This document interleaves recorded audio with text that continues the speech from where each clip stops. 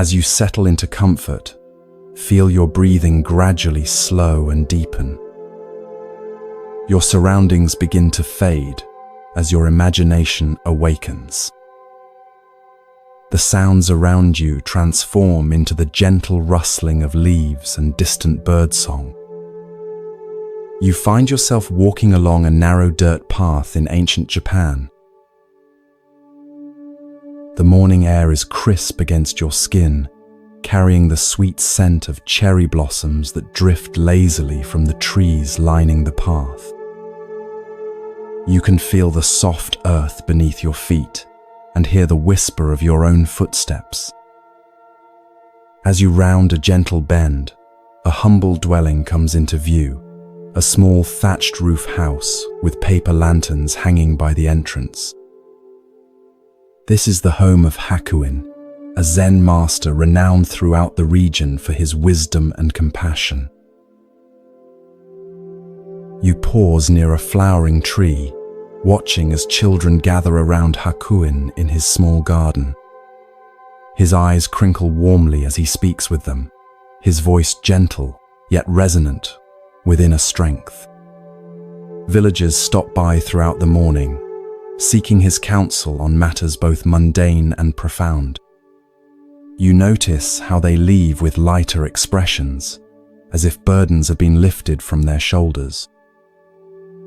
There's something about Hakuin's presence that seems to radiate peace itself. Weeks pass as you stay in the village, and you become familiar with its rhythms and residents. One afternoon, you notice an unusual commotion. A young woman, the daughter of a prominent family, has discovered she is with child. You overhear the whispers as you pass the village well, see the concerned glances exchanged between neighbors. The situation takes a shocking turn when, under intense pressure from her parents, the young woman names Hakuin as the father. The next morning, drawn by raised voices, you find yourself standing near Hakuin's garden.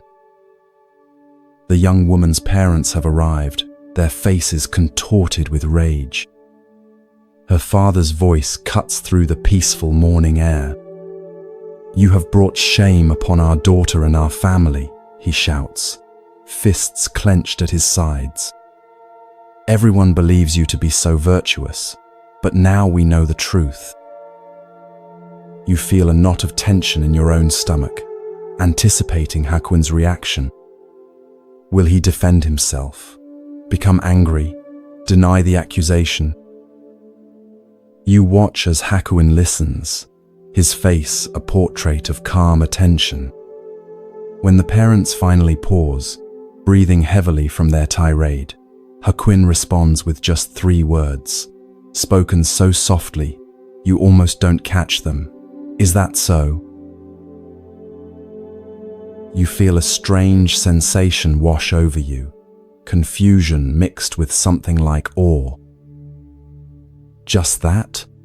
No defense, no explanation, no denial? The parents seem equally stunned, then even more enraged by what they perceive as indifference. They storm away, promising to tell everyone in the village about Hakuin's disgrace.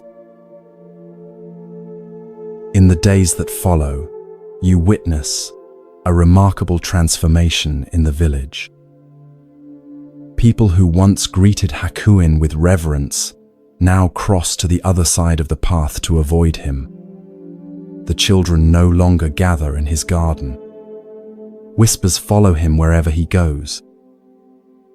Yet through it all, Hakuin continues his simple life, meditating in the morning light, tending his garden, fetching water from the well. When confronted directly or when catching the whispers, he responds with the same 3 words, "Is that so?" Months pass and the seasons change. Cherry blossoms give way to the lush greens of summer, then to autumn's golden hues. One winter morning, As snow falls softly outside, you hear a firm knock at Hakuin's door. The young woman has given birth, and her parents have brought the infant to Hakuin. Standing nearby, you feel the cold air against your face as you watch this scene unfold. Since you are the father, you must take care of your child, they declare, thrusting the swaddled baby into his arms before turning away, their footsteps crunching in the fresh snow. As they disappear down the path, you expect to see despair, or at least concern on Hakuin's face. Instead, he looks down at the infant with tender eyes and says softly, "Is that so?" The baby whimpers, and without hesitation, Hakuin brings the child inside to the warmth of his humble home. You find yourself drawn to help as Hakuin adapts to caring for the infant. You watch him fashion a cradle from a basket, carefully line it with soft cloth. You accompany him as he visits neighbors to obtain milk and learn about caring for a baby. His days, once filled with teaching and meditation, now revolve entirely around the needs of this small child. When villagers express shock or judgment, Hakuin simply responds, "Is that so?" Through changing seasons, you witness Hakuin's unwavering care for the child. You see him soothe the baby's cries in the middle of the night, fashion toys from simple materials, sing soft lullabies under the light of the moon. The baby's first smile, first tentative steps, all are met with Hakuin's quiet joy and presence. A full year passes in this way. Then one spring morning, as cherry blossoms again drift through the air, you notice the young woman and her parents approaching Hakuin's dwelling. Their faces are different now, drawn with shame rather than anger. You move closer, feeling your heart quicken with anticipation. The parents bow deeply before Hakuin, pressing their foreheads to the ground. "Master Hakuin," the father says, his voice breaking, "we have come to apologize and to tell you the truth. Our daughter has confessed that you are not the father of this child. The real father is a young man from the fish market. We are deeply ashamed of our accusations and the suffering we have caused you." The mother adds, "We have come to take the child back to our daughter, and we will tell everyone in the village the truth about your innocence." You watch Hakuin's face closely, searching for signs of resentment, relief, or vindication. You find none. With the same equanimity he has shown throughout this ordeal, Hakuin gently hands the child, whom he has cared for as his own for a full year, back to the grandparents. And as they express their profound regret and promises to restore his reputation, Hakuin responds with the same 3 words that have carried him through this entire journey. "Is that so?"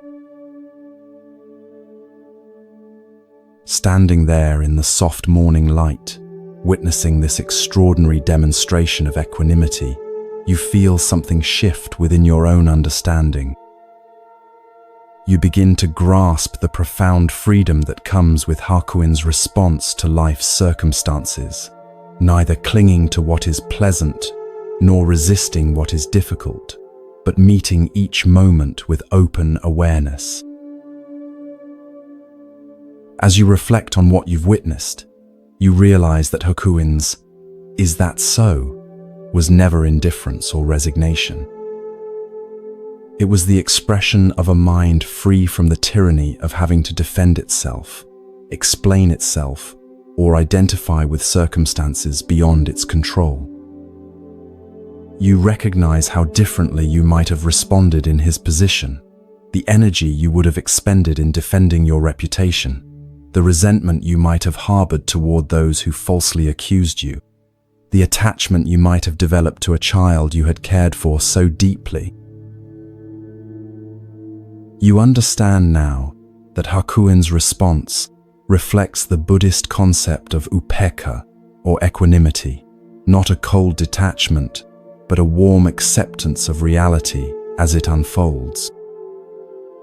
This is not about suppressing feelings, but finding a center of peace that remains steady, even as emotions rise and fall, like the depth of the ocean that remains calm, despite the waves on its surface.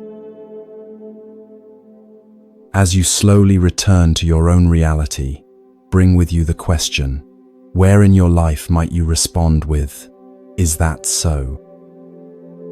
When someone criticizes you unfairly, when plans change unexpectedly, when circumstances seem unjust, can you meet these moments with Hakuin's equanimity? Can you observe your reactions without being defined by them? Can you find that still point within that remains untouched by the ever-changing circumstances of your life? Hakuin's simple response offers a profound invitation to release our grip on how we think things should be and find freedom in accepting what is. Not as passive resignation, but as the foundation for clear, compassionate action in a world we cannot control. As you drift towards sleep, allow Hakuin's gentle wisdom to settle into your heart, creating space for this same equanimity to blossom in your own life.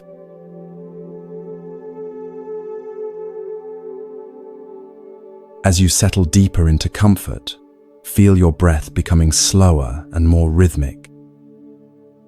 The weight of your body seems to dissolve as your mind drifts to another time and place. The sounds around you gradually transform into the gentle rustling of bamboo leaves and the distant murmur of flowing water. You find yourself walking along a stone path that winds through a Japanese mountain monastery. The air here tastes fresh and cool against your lips. Morning mist still clings to the valley below, and dew glistens on spiderwebs stretched between branches. As you round a corner, you come upon a serene courtyard where several young monks are engaged in their morning tasks. One figure in particular catches your attention, a young man named Tekisui, whose mindful movements suggest he has been at the monastery for some time, though he still has the eager expression of a relatively new student. You watch as Tekisui finishes sweeping fallen leaves from the stone pathway. As he puts away his bamboo broom, an older monk approaches him. This is the Zen master Nissan, whose reputation for both wisdom and strictness has spread throughout the region. Though advanced in years, Nissan moves with surprising vigor, his eyes alert and penetrating beneath bushy white eyebrows. "Tekisui," the master calls, his voice carrying clearly across the courtyard. "Bring me a pail of water to cool my bath." You follow at a respectful distance as Tekisui bows and hurries to fulfill the request. He retrieves a wooden bucket from a small shed, then proceeds to a well in the center of another courtyard. The well is ancient, its stone rim worn smooth by generations of hands. With practiced movements, Tekisui lowers the bucket into the darkness, the rope sliding through his palms until you hear the distant splash below. He draws up the water, now heavy with its precious contents, and carries it carefully to where Master Nissan waits beside a large wooden tub. You can feel the cool moisture in the air as Tekisui pours the water into the bath, steam rising as it meets the hot water already there. When the bath is properly cooled, Tekisui stands back, apparently waiting to be dismissed. Instead of entering the bath, however, Nissan observes Tekisui closely. The young monk has taken the bucket, still containing a small amount of unused water, and is about to casually toss it onto the ground next to the bathhouse. "Stop!" Nissan's command cuts through the morning quiet like a knife. Tekisui freezes, the bucket tilted, water about to spill. He looks at his teacher with confusion. "You dunce!" the master scolds, his voice stern but not unkind. "Why didn't you give the rest of the water to the plants? What right have you to waste even a drop of water in this temple?" You watch the color rise in Tekisui's face as he straightens the bucket. For a moment, he seems about to defend himself. After all, it's just a small amount of water. But something in Nissan's expression stops him. There is an intensity in the master's gaze that suggests this is no trivial matter. The courtyard has fallen completely silent. Even the birds seem to have paused their morning songs. In this stillness, you can almost feel the weight of the teaching that hangs in the air between master and student. Then something remarkable happens. As you observe Tekisui's face, you see a profound transformation, not just embarrassment or obedience, but a flash of genuine insight. His eyes widen slightly, and his posture shifts as understanding blossoms within him like a flower opening to the sun. Without another word, Tekisui turns and carefully carries the remaining water to a cluster of young herbs growing nearby. He pours it mindfully at their roots, ensuring that not a single drop is wasted. When he finishes, he turns back to Nissan and bows deeply, gratitude evident in every line of his body. "I understand now, Master," he says softly. Nissan nods once, satisfaction briefly crossing his weathered face. Then he proceeds with his bath as if nothing significant has transpired, while Tekisui continues with his daily tasks. But you, as an observer, can sense that everything has changed for the young monk. In that simple moment, that single drop of water, about to be thoughtlessly discarded, Tekisui attained Zen. The story could end here, but you feel drawn to follow Tekisui through the rest of his day, curious about how this revelation will manifest. You notice immediately that something is different in how he moves through the monastery. As he helps prepare the midday meal, every grain of rice receives his full attention. When he washes the wooden bowls afterward, he uses precisely the amount of water needed, no more, no less. Even his footsteps seem more deliberate, as if he suddenly understands that each movement carries significance beyond its immediate purpose. Later, you overhear him speaking with another young monk, who asks why he has become so meticulous. Tekisui smiles and says, "Today, I learned that nothing is just a drop of water. In that drop is the entire universe. How we treat the smallest things reflects how we understand the largest things." Years later, when Tekisui becomes a teacher himself, he changes his name to Tekisui, which means a drop of water. The simple lesson by the bath becomes the foundation of his teaching, a reminder that in Zen, enlightenment often comes not through grand revelations, but through mindful attention to the most ordinary aspects of daily life.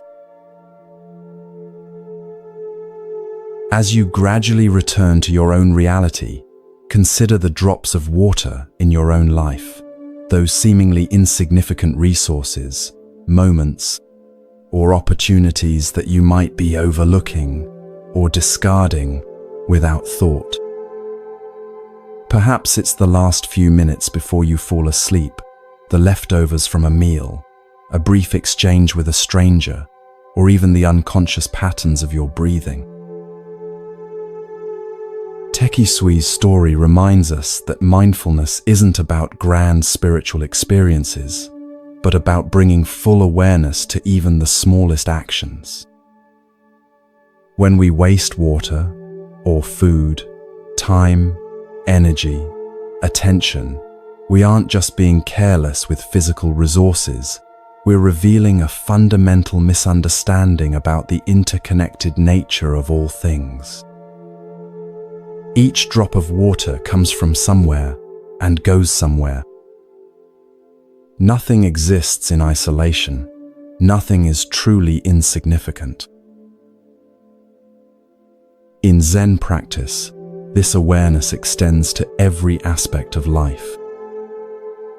The way you wash your face in the morning, how you prepare a meal, the attention you bring to cleaning your home, all become opportunities for practice.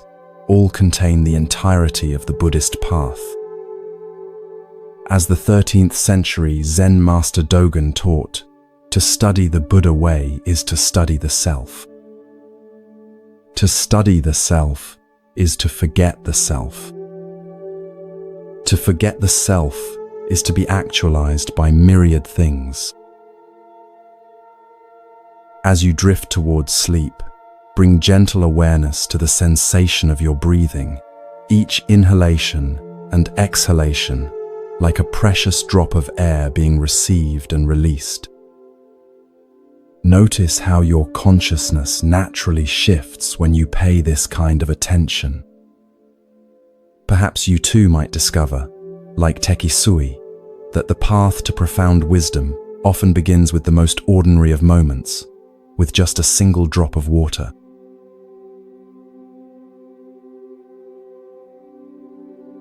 As you sink deeper into comfort, feel your breathing become slow and rhythmic. The boundaries between your conscious mind and the realm of dreams begin to soften. The gentle darkness behind your closed eyelids transforms, revealing a scene from long ago in medieval Japan. You find yourself walking along a winding mountain path as the late afternoon sun filters through ancient cedar trees. The path leads to a small hermitage, perched on a hillside overlooking a misty valley.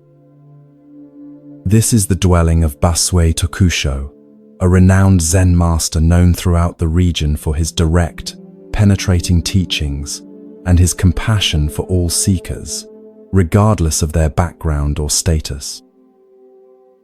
Unlike many teachers who remain cloistered in grand temples, Basue chose to live simply, making the wisdom of Zen accessible to farmers, merchants, and samurai alike.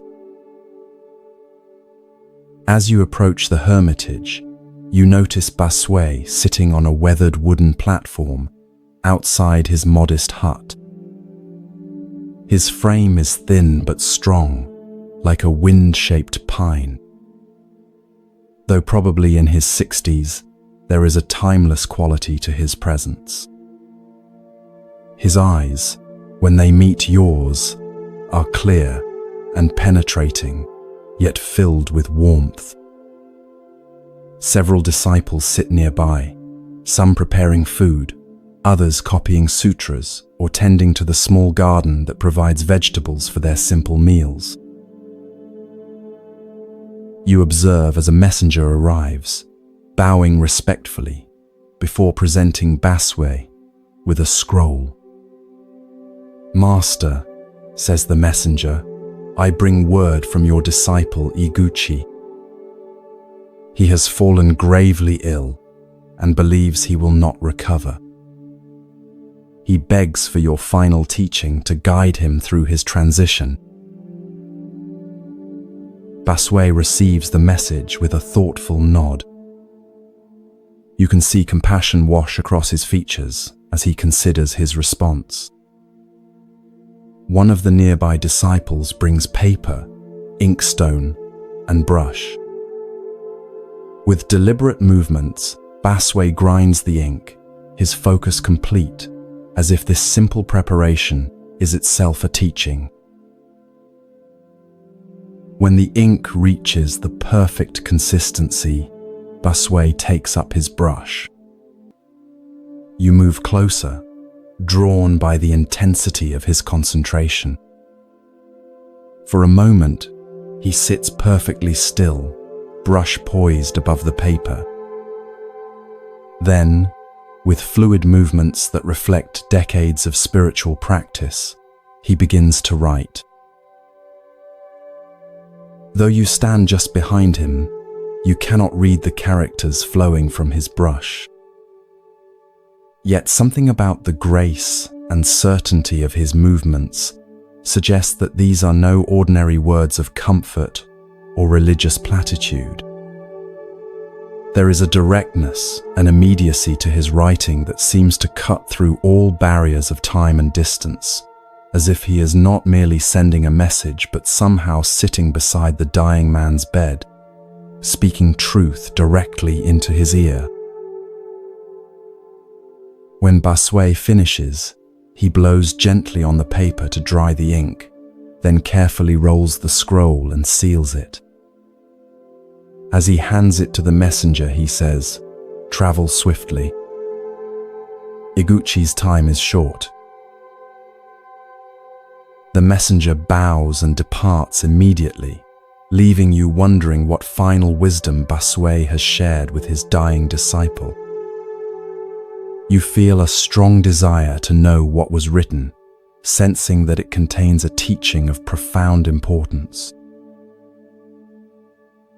That night, as you sit in meditation with the community, Baswe addresses his disciples. "Today, I wrote to Iguchi, who stands at the threshold between this life and whatever lies beyond. You too should consider what I shared with him, for though you appear healthy now, none of us knows when we will face our final breath." With these words, Baswe reveals the essence of what he wrote. The essence of your mind is not born, so it will never die. It is not an existence which is perishable. It is not an emptiness, which is a mere void. It has neither color nor form. It enjoys no pleasures and suffers no pains. "I know you are very ill," he continues, his voice gentle yet unwavering. "Like a good Zen student, you are facing that sickness squarely. You may not know exactly who is suffering, but question yourself, what is the essence of this mind? Think only of this. You will need no more. Covet nothing. Your end, which is endless, is as a snowflake dissolving in the pure air." A profound stillness settles over the room as these words hang in the air. You feel their impact, not just intellectually, but physically, a subtle shift in the quality of your presence, as if some habitual tension has momentarily released. Though you may not fully grasp the ultimate meaning of Baswe's teaching, you sense its power to transform fear into peace, contraction into openness, Later, you learn that when the messenger arrived at Iguchi's bedside and read Basui's letter, the dying man's face transformed. The lines of pain and anxiety softened, replaced by a subtle smile of recognition. He died that night, his body relaxed, his breathing calm until the very end. Those present reported that the room itself seemed filled with a quiet radiance that remained even after his final breath. As the days pass, and you continue your stay near Basui's hermitage, you find yourself returning again and again to the words of his letter. The essence of your mind is not born, so it will never die. What is this essence that precedes birth and transcends death? What is this awareness that is neither existence nor emptiness, that has no form yet clearly is? You notice how our ordinary thinking about life and death assumes a solid self that comes into existence at birth and ceases to exist at death. We imagine ourselves as separate entities, navigating through time and space, accumulating experiences, possessions, relationships, and identities, all of which we fear losing when death comes. But Basui points to something more fundamental than this constructed self, the pure awareness that witnesses all experience yet is itself unchanged by what it witnesses. This awareness has no beginning or end. It is not a thing that can be born or die. It has no form or color, feels no pleasure or pain. Yet it is not nothing, not mere emptiness or void. It is the luminous cognizance that knows all forms while remaining formless itself. When Basui instructs his dying disciple to ask, "What is the essence of this mind?" he is not suggesting an intellectual investigation, but a direct turning of awareness back upon itself. This simple yet profound inquiry has the power to cut through all our complex narratives about who we are and what happens when we die. It points us toward the deathless nature of our most essential being. Your end, which is endless, is as a snowflake dissolving in the pure air. This beautiful metaphor reveals how death, properly understood, is not annihilation but transformation. The snowflake doesn't cease to exist when it melts. It returns to the water cycle from which it temporarily emerged. Its essence, water, remains, though its temporary form dissolves. Similarly, our individual consciousness, like a wave on the ocean, returns to the vast awareness from which it arose. Basui's teaching offers profound comfort, not through false promises of eternal heavens or threats of punishment, but through direct pointing to the nature of mind itself. He doesn't ask his disciple to believe anything on faith, but invites him to investigate his own experience in the most intimate way possible. Think only of this. You will need no more. Covet nothing. As you gradually return to your present reality, consider how this teaching might transform your own relationship with impermanence. We all face moments of ending, not just the final ending of death, but countless small endings throughout our lives.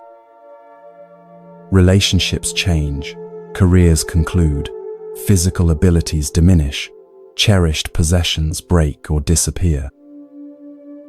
Each of these endings offers an opportunity to ask Basui's essential question: what is the essence of this mind that witnesses all these changes? Rather than turning away from the reality of impermanence, Basui invites us to look directly into it, to discover within the very fabric of change something changeless. Not as an escape from the human experience of loss, but as a profound reconciliation with the true nature of existence. Like the dying Iguchi, we too might find that facing directly what we most fear becomes the doorway to our deepest peace. For, as Basui reminds us, the essence of your mind is not born, so it will never die.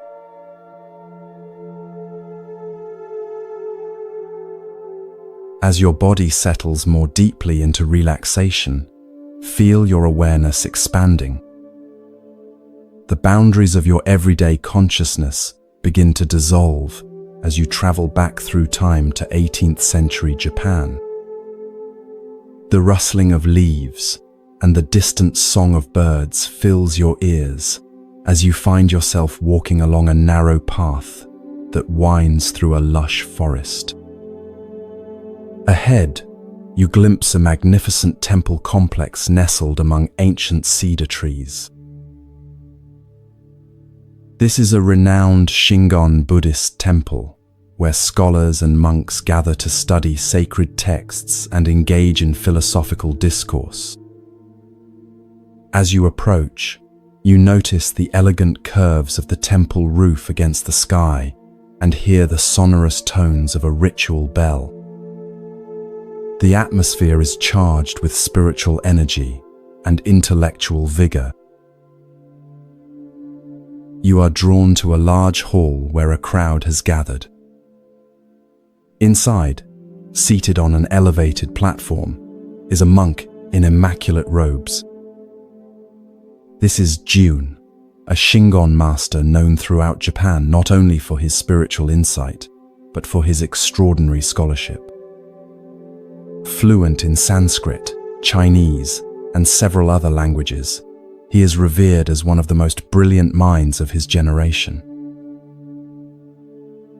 Jun's voice carries clearly through the hall as he delivers a complex lecture on Buddhist philosophy, weaving together strands of thought from various traditions with impressive erudition. The assembled students, mostly monks and a few scholarly lay people, listen with rapt attention, occasionally nodding in appreciation of a particularly insightful point. You notice how they lean forward when he speaks, as if physically drawn to the knowledge he offers. After the lecture concludes, the students bow deeply and begin to disperse. You follow Jun as he returns to his private quarters, a simple room despite his elevated status. As he settles at his desk to review some ancient texts, a temple attendant appears at the door. "Master Jun," the attendant says with a bow, "a letter has arrived for you." He presents a simple scroll sealed with wax. Jun takes the scroll and carefully breaks the seal. As he reads, a subtle change comes over his face, a softening around the eyes, a slight smile playing at the corners of his mouth. You sense that this is no ordinary correspondence. "It is from my mother," he says quietly, almost to himself. Though he is now in his 50s, a respected master with hundreds of disciples, there is something childlike in his expression as he holds the letter. You find yourself able to read the letter over his shoulder, drawn into this intimate exchange between mother and son. The handwriting is simple but clear, the paper modest. The letter begins with tender inquiries about his health and expressions of maternal pride. But then, it takes an unexpected turn. "Son, I do not think you became a devotee of the Buddha because you desired to turn into a walking dictionary for others, she writes. There is no end to information and commentary, to glory and honor. Jiun's expression grows more serious as he continues reading. I wish you would stop this lecture business. Shut yourself up in a little temple in a remote part of the mountain. Devote your time to meditation and in this way, attain true realization. The words, though gently delivered, carry the impact of a thunderclap. You can almost feel Jiun's shock as he reads his mother's frank assessment, not as a rebuke from a superior or challenge from a rival scholar, but as the straightforward counsel of someone who loves him deeply and sees him clearly. Jiun reads the letter again, slowly, his fingers tracing his mother's characters. His expression shifts from surprise to thoughtful reflection. He places the letter carefully on his desk and sits in silence for a long while, his brilliant mind now turned toward a different kind of contemplation. Over the following days, you observe a subtle transformation in Jiun. He continues his scholarly duties, but there is a new quality to his presence, a questioning, a seeking that goes beyond intellectual understanding. Often, you find him pausing in the midst of his work, his mother's letter in hand, rereading her simple yet profound counsel. A walking dictionary, he murmurs to himself one evening. Is that what I have become? One morning, Jiun calls his senior disciples together. The atmosphere is solemn as they gather, sensing that something important is about to occur. Jiun sits before them, his mother's letter placed carefully beside him. I have received wisdom from an unexpected source, he tells them, his voice steady but touched with emotion. My mother, who has never studied the sutras or engaged in scholarly debate, has nonetheless seen what I have been unable to see, that I have mistaken the finger pointing at the moon for the moon itself. He reads his mother's letter aloud, and you observe the reactions of his disciples: surprise, confusion, perhaps even a touch of resistance. They have built their identities around being students of the great scholar Jiun. What does this mean for them? I will complete my current teaching obligations, Jiun continues, but then I must follow this guidance. I will withdraw to a small temple in the mountains to devote myself to meditation. Some of you may wish to join me. Others may choose to continue your scholarly pursuits elsewhere. Both paths have value, but I now see that my own path must shift. True to his word, Jiun eventually withdraws from his prominent position. You find yourself following him to a tiny, neglected temple high in the mountains, days away from the nearest village. Here, surrounded by towering trees and visited occasionally by deer and other forest creatures, Jiun establishes a simple practice community. The daily schedule is austere: rising before dawn for meditation, simple meals, work in the temple garden, more meditation. Gone are the elaborate lectures and prestigious visitors. In their place is a profound silence, broken only by the sounds of nature and the minimum of human speech required for communal living. One evening, as sunset bathes the mountains in golden light, you find Jiun sitting on a stone overlooking the valley below. His face, once animated primarily by intellectual excitement, now reflects a different quality, a stillness, a presence that seems to extend beyond his physical form. The transformation is subtle but unmistakable. A young monk approaches hesitantly. "Master," he asks, "do you ever miss your life of scholarship and recognition?" Jun smiles, his eyes reflecting the golden light. "What my mother helped me to see," he replies, "is that knowledge without realization is like a magnificent map that one studies endlessly without ever taking the journey. I don't regret creating the map. It has value. But now I walk the actual path, and I discover that the territory is both simpler and more profound than any map could indicate." As darkness falls, and you gradually return to your present awareness, consider the wisdom of Jun's mother. Though lacking formal education, she possessed the clarity to see what her accomplished son could not, that he had become entangled in the web of intellectual understanding at the expense of direct realization.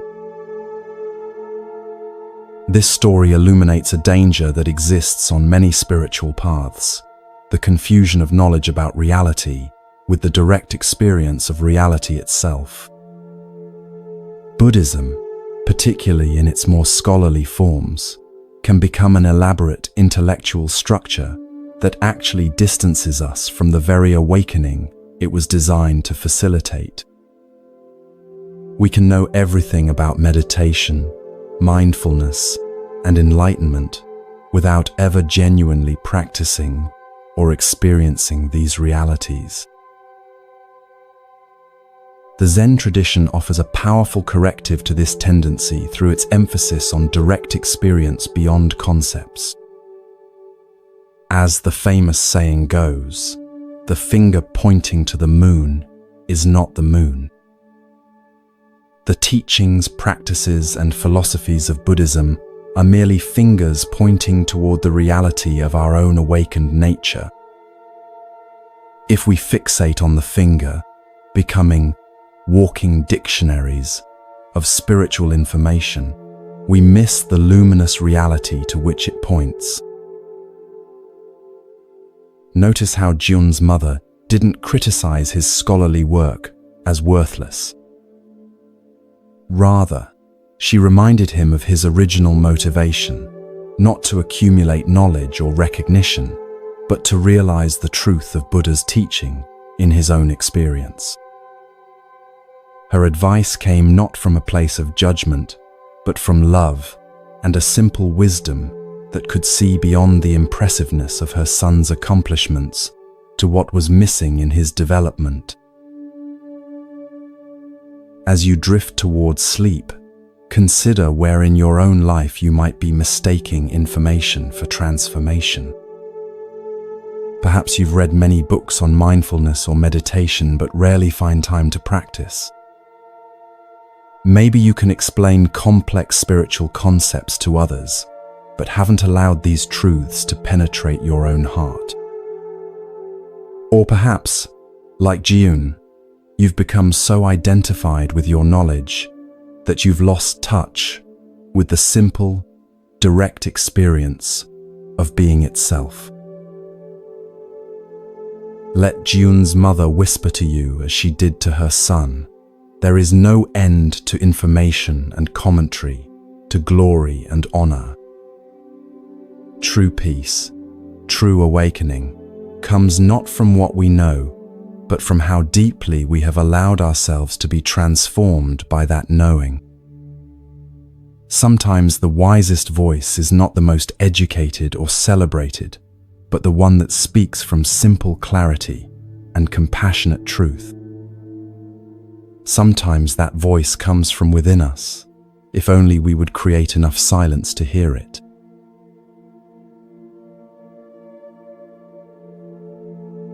Feel yourself drifting deeper now, your body becoming heavier as your mind grows lighter. The sounds of your environment fade as you journey to medieval Japan during the Tokugawa period. The air carries the scent of incense and cedar as you find yourself walking through a small village nestled at the foot of mist-covered mountains. Paper lanterns sway gently in the evening breeze, casting warm pools of light along the narrow streets. The village is abuzz with unusual activity. People gather in small groups, their voices hushed but animated as they discuss some recent event. You approach one such gathering and listen to their conversation. A merchant has reported that 50 rolls of valuable cotton cloth have been stolen while he was resting beneath the shelter of a large stone Buddha that stands at the village outskirts. Curious, you follow a winding path to this Buddha statue. It stands about 12 feet tall, carved from a single piece of granite, its weathered surface testifying to centuries of exposure to the elements. The Buddha's serene expression seems to gaze compassionately upon all who pass. At its base, you notice a small shelter, a simple roof supported by wooden posts, where travelers often rest during their journeys. As you stand contemplating the statue, a commotion draws your attention. A group of officials approaches, led by a distinguished-looking man whose presence commands immediate respect. This is Judge Oka, renowned throughout the region for his wisdom and unconventional methods of solving crimes. Judge Oka examines the scene carefully, questioning the merchant who sits dejected nearby. The merchant explains that he had stopped to rest beneath the Buddha during the heat of the day, placing his bundles of cotton goods beside him. He had fallen asleep briefly, and upon waking, discovered that his merchandise had vanished. After listening attentively, Judge Oka makes an announcement that leaves everyone stunned. That stone Buddha must have stolen the goods, he declares. It is supposed to care for the welfare of the people, but it has failed to perform its holy duty. Arrest it. Murmurs of confusion ripple through the gathering crowd. Has the respected judge lost his mind? How can one arrest a stone statue? Nevertheless, the judge's orders must be followed. Several police officers approach the massive statue, looking uncertainly at one another. With evident discomfort, they formally announce that the Buddha is under arrest and begin the absurd task of securing ropes around the immovable figure. Word of this extraordinary event spreads rapidly through the village and surrounding areas. By the next morning, a large crowd has gathered to witness the unprecedented spectacle of the stone Buddha being charged with theft. The crowd is boisterous, some laughing openly at the ridiculous situation, others speculating about the judge's mental state. Judge Oka arrives at the appointed hour and takes his seat at a temporary court set up in front of the Buddha. Instead of proceeding with the case, however, he suddenly turns his attention to the noisy spectators. His expression transforms from judicial solemnity to stern disapproval. What right have you people to appear before the court laughing and joking in this manner? He demands, his voice cutting through the chatter. You are in contempt of court and subject to a fine and imprisonment. The crowd falls instantly silent, their amusement replaced by alarm. Being charged with contempt of court is no small matter in this era. Many bow their heads, offering hurried apologies for their disrespectful behavior. Judge Oka regards them sternly for a moment longer, then announces, "I shall have to impose a fine on you all." A collective murmur of distress rises from the crowd. Many are simple farmers or merchants who can ill afford additional expenses. But then the judge continues, "However, I will remit the fine on one condition. Each of you must bring one roll of cotton cloth to the court within 3 days. Anyone failing to do this will be arrested." You watch as understanding dawns on some faces in the crowd. This unusual penalty seems to have a purpose beyond mere punishment. But most simply nod in acceptance, relieved that they can avoid more severe consequences. 3 days later, you join the villagers as they return to the stone Buddha, each carrying a roll of cotton cloth as instructed. The rolls are collected and arranged before the judge. The merchant who reported the theft is also present, looking curiously at the growing pile of cloth. Judge Oka instructs the merchant to examine each roll. As the merchant handles the fabric, his eyes suddenly widen. He holds up one particular roll, his hands trembling slightly. "This one," he says, his voice tight with emotion. "This is mine. I recognize the unique pattern and the small repair I made near the edge." All eyes turn to the person who brought that particular roll. A young man stands frozen at the edge of the crowd, his face draining of color. As the police move toward him, he falls to his knees, confessing immediately. He had seen the merchant sleeping, taken advantage of the opportunity to steal the goods, and hidden most of the rolls in his home.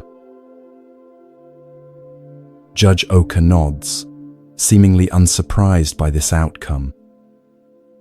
He orders the thief into custody and ensures that all 50 rolls of the merchant's cloth are recovered and returned. Then, with a gesture that surprises everyone, he instructs that the remaining rolls of cloth, those brought by innocent villagers to satisfy their fine, be returned to their owners. As the crowd disperses, you linger, watching Judge Oka as he approaches the stone Buddha. He looks up at the statue's serene face and offers a small bow, as if acknowledging a silent partnership. You realize that you've witnessed not just clever detective work, but a profound understanding of human nature. Later, in a nearby tea house, you overhear villagers discussing the day's events. The judge knew that asking everyone for a roll of cloth would force the thief to produce one of the stolen rolls. An elderly man explains to his companions. The thief couldn't risk purchasing new cloth that might look different from the stolen goods, and he couldn't refuse to bring anything without raising suspicion. "But why arrest the Buddha?" a young woman asks. "Why not simply order everyone to bring cloth from the beginning?" The old man chuckles. That's the genius of it. By creating such an unusual spectacle, arresting a stone Buddha, he ensured that everyone in the village and surrounding areas would hear about it and come to watch. Had he simply announced that he needed cloth from everyone, the thief might have stayed away. He sips his tea thoughtfully. And by charging the crowd with contempt, he created a reason to demand the cloth that seemed unrelated to the theft itself. The judge understood not just law, adds another villager, but also human nature. He knew how to use our curiosity, our desire to witness something extraordinary, even our tendency to make light of unusual situations, all to serve justice. As you reflect on what you've witnessed, you recognize the deeper wisdom in Judge Oka's unconventional approach. Rather than relying on force or threats to discover the thief, methods that might or might not have succeeded, he created conditions where the truth would naturally reveal itself.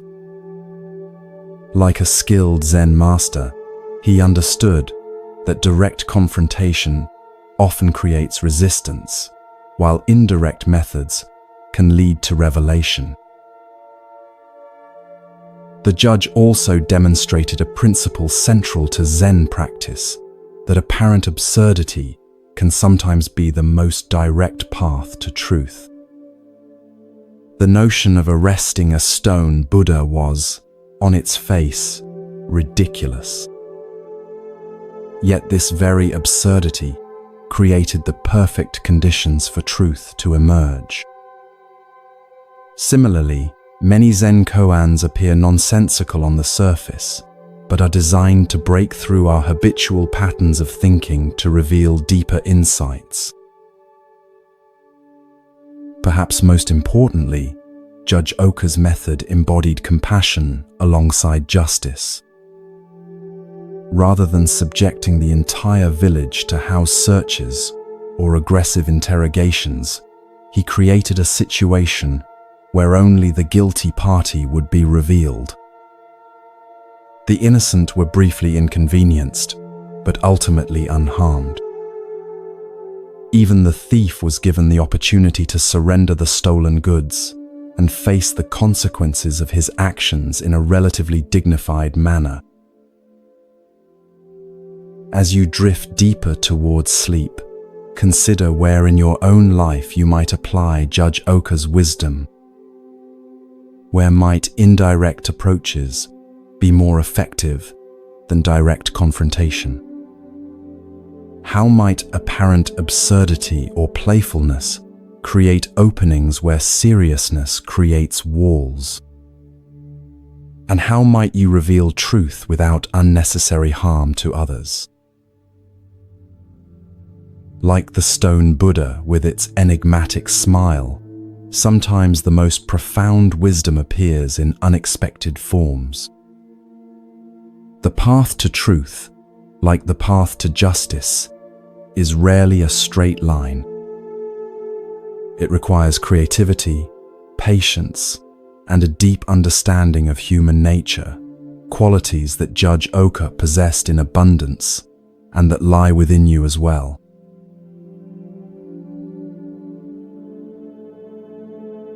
Feel your body becoming heavier as your mind drifts deeper into relaxation. The boundaries between waking and dreaming begin to blur as you find yourself transported to a small farming village in ancient Japan. The air carries the earthy scent of rice fields and wood smoke as you walk along a narrow path winding between modest thatched homes. Children play with simple toys in the dirt, while adults tend to their daily tasks with practiced hands. You notice that despite the village's evident poverty, a small temple sits at its center, a humble wooden structure, but clearly built and maintained with care. From where you stand, you can see through its open doors to an altar where a bronze Buddha statue rests, its metal surface gleaming softly in the light of butter lamps. Villagers occasionally pause in their work to bow respectfully as they pass by the temple, some stopping briefly to offer a simple prayer. Among the villagers, one man draws your attention. Unlike the others, whose weathered faces reflect lives of hardship balanced with simple joys, this man's expression carries a peculiar intensity. He moves with purpose, his eyes often drawn to the temple, as he goes about his work. Something about his demeanor suggests a complicated relationship with the sacred building and what it contains. As twilight approaches and the village activity quiets, you watch this man approach the temple. He removes his sandals and enters with a deep bow.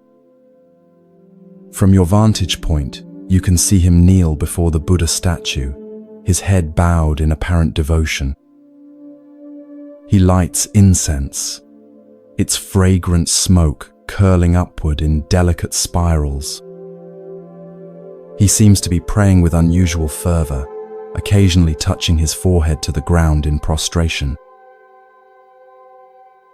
This continues for some time, until the temple is empty of other visitors. As darkness falls outside, something unexpected happens. The man looks around carefully to ensure he is alone, then reaches into his sleeve and pulls out a small container. With deliberate movements, he opens it to reveal what appears to be black ink. To your astonishment, he dips his finger into the ink and reaches toward the Buddha statue's face. With careful precision, he paints the Buddha's nose black. You watch in bewilderment, trying to understand this strange act. Is it vandalism? Sacrilege? But the man's expression shows no malice. If anything, there's a curious mixture of reverence and mischief in his eyes. When he finishes, he bows deeply once more and leaves the temple as respectfully as he entered, returning to his home in the gathering darkness. The next morning, the village stirs with excitement and concern. The Buddha statue's black nose has been discovered, and people gather at the temple, their voices a mixture of outrage and bewilderment. Who would dare to deface the sacred image? What might this sacrilege mean for the village? Will the gods send misfortune as punishment? The village headman decides to keep watch that night. Hidden in the shadows of the temple, he waits patiently for the culprit to return. Sure enough, as midnight approaches, the same man enters, performs his devotions, and once again carefully repaints the Buddha's nose, which had been cleaned earlier that day.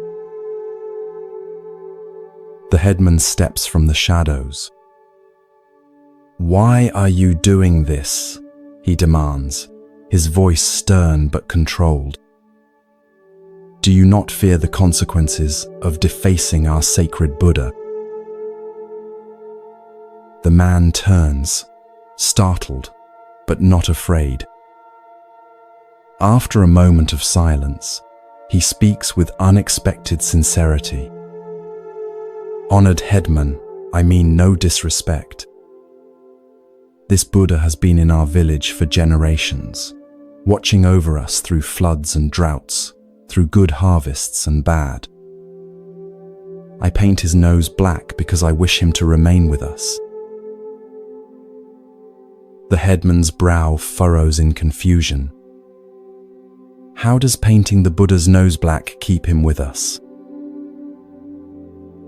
3 villages away, the man explains, there is a wealthy town with a grand temple.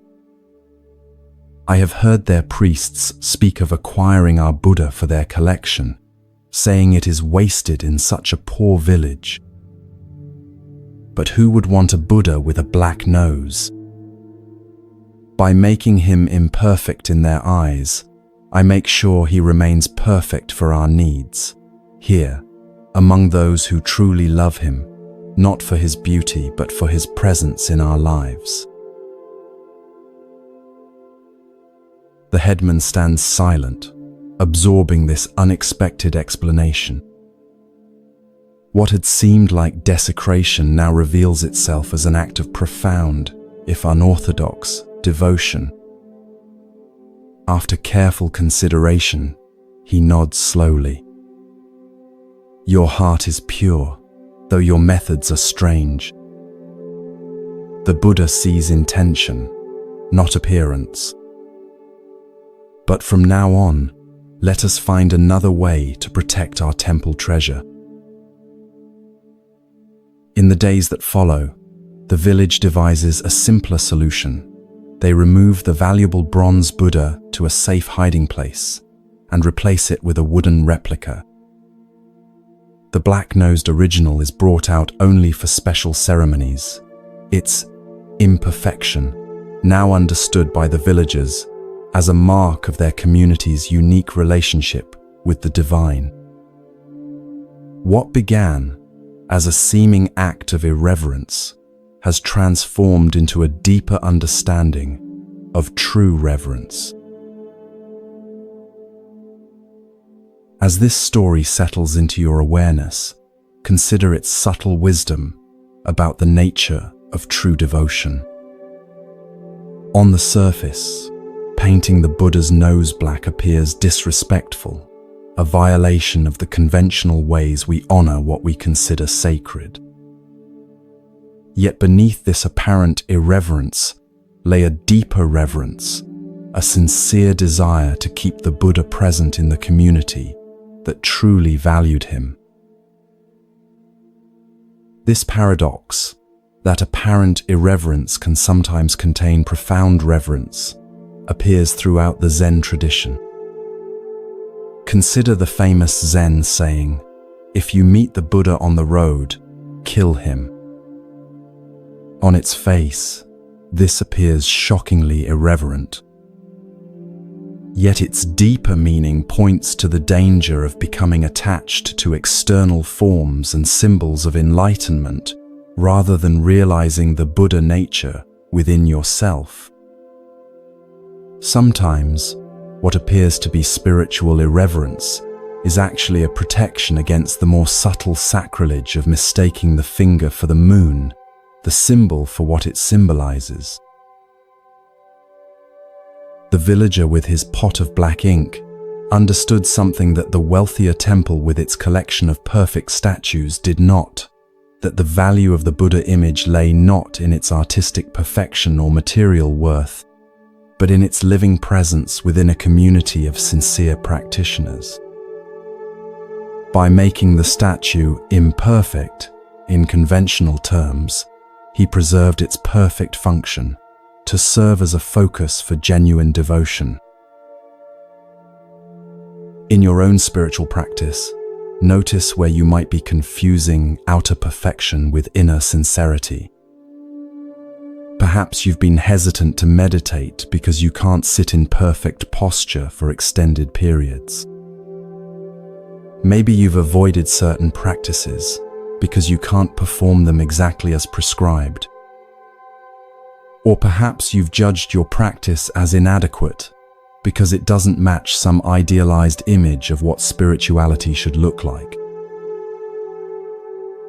The black-nosed Buddha reminds us that true reverence often lies in the sincerity of our intention rather than the perfection of our form. Sometimes, what appears as an imperfection from one perspective is precisely what makes something perfect for its true purpose.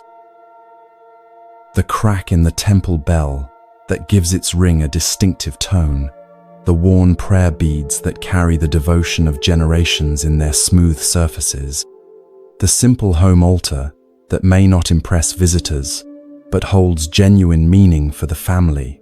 These imperfections can be the very markers of authentic spiritual life.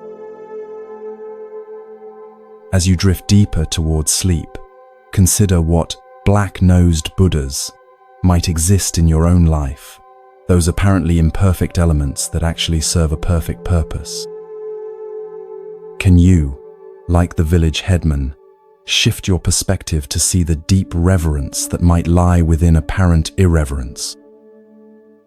Can you recognize how what seems flawed from one perspective might be precisely what makes something valuable from another?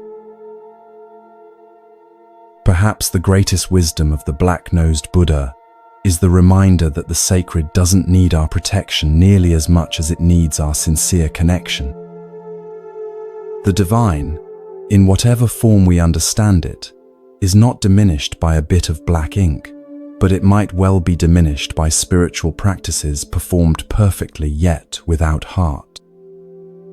In your own way, with your own imperfect practice, you too honor the essence rather than merely the appearance of what is truly sacred.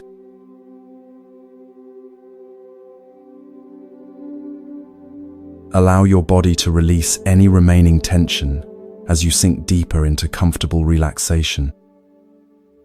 The boundaries of time and space begin to dissolve as you find yourself transported to ancient India over 500 years ago. The air is warm and fragrant with the scent of tropical flowers as you approach a serene hillside known as Vulture Peak. The setting sun bathes everything in golden light, casting long shadows across the lush landscape. You notice a large gathering on the hillside, hundreds of monks in simple robes seated in concentric semicircles. Their faces reflect attentive anticipation as they wait in perfect stillness. At the center of this human lotus flower sits Gautama Buddha himself, his presence radiating both profound peace and alert awareness. You recognize many of his chief disciples: Ananda with his compassionate expression, serious Sariputra known for his intellectual brilliance, and the elderly Mahakashyapa, whose weathered face reflects decades of dedicated practice. This appears to be no ordinary assembly. Word has spread that the Buddha will deliver an important discourse today, and monks have traveled from throughout the region to hear his teaching. As you find a place among them, you sense the collective anticipation, a shared expectancy that wisdom of particular significance will soon be revealed. The Buddha sits in perfect meditation posture, his eyes gently open, his hands resting in his lap. The assembly waits in respectful silence. Minutes pass. The silence deepens. You notice how the quality of the silence itself seems to shift from expectant to questioning to, finally, a spacious receptivity that transcends the need for words. Without speaking, the Buddha slowly raises his right hand. Between his fingers, he holds a single white lotus flower, freshly picked and still glistening with morning dew. He makes no gesture with it, offers no explanation. He simply holds it up before the assembly, his gaze moving slowly across the gathered disciples. The monks appear confused.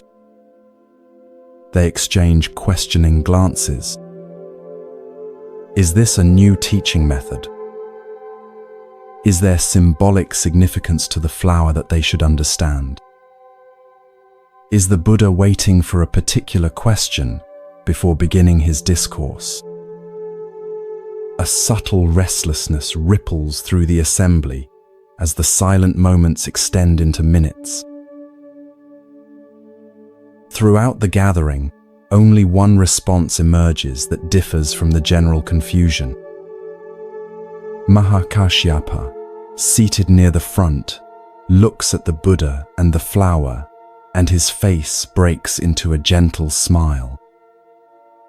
It's not a smile of amusement or even just appreciation, but one of profound recognition, as if through this wordless gesture, something essential has been perfectly communicated between master and disciple.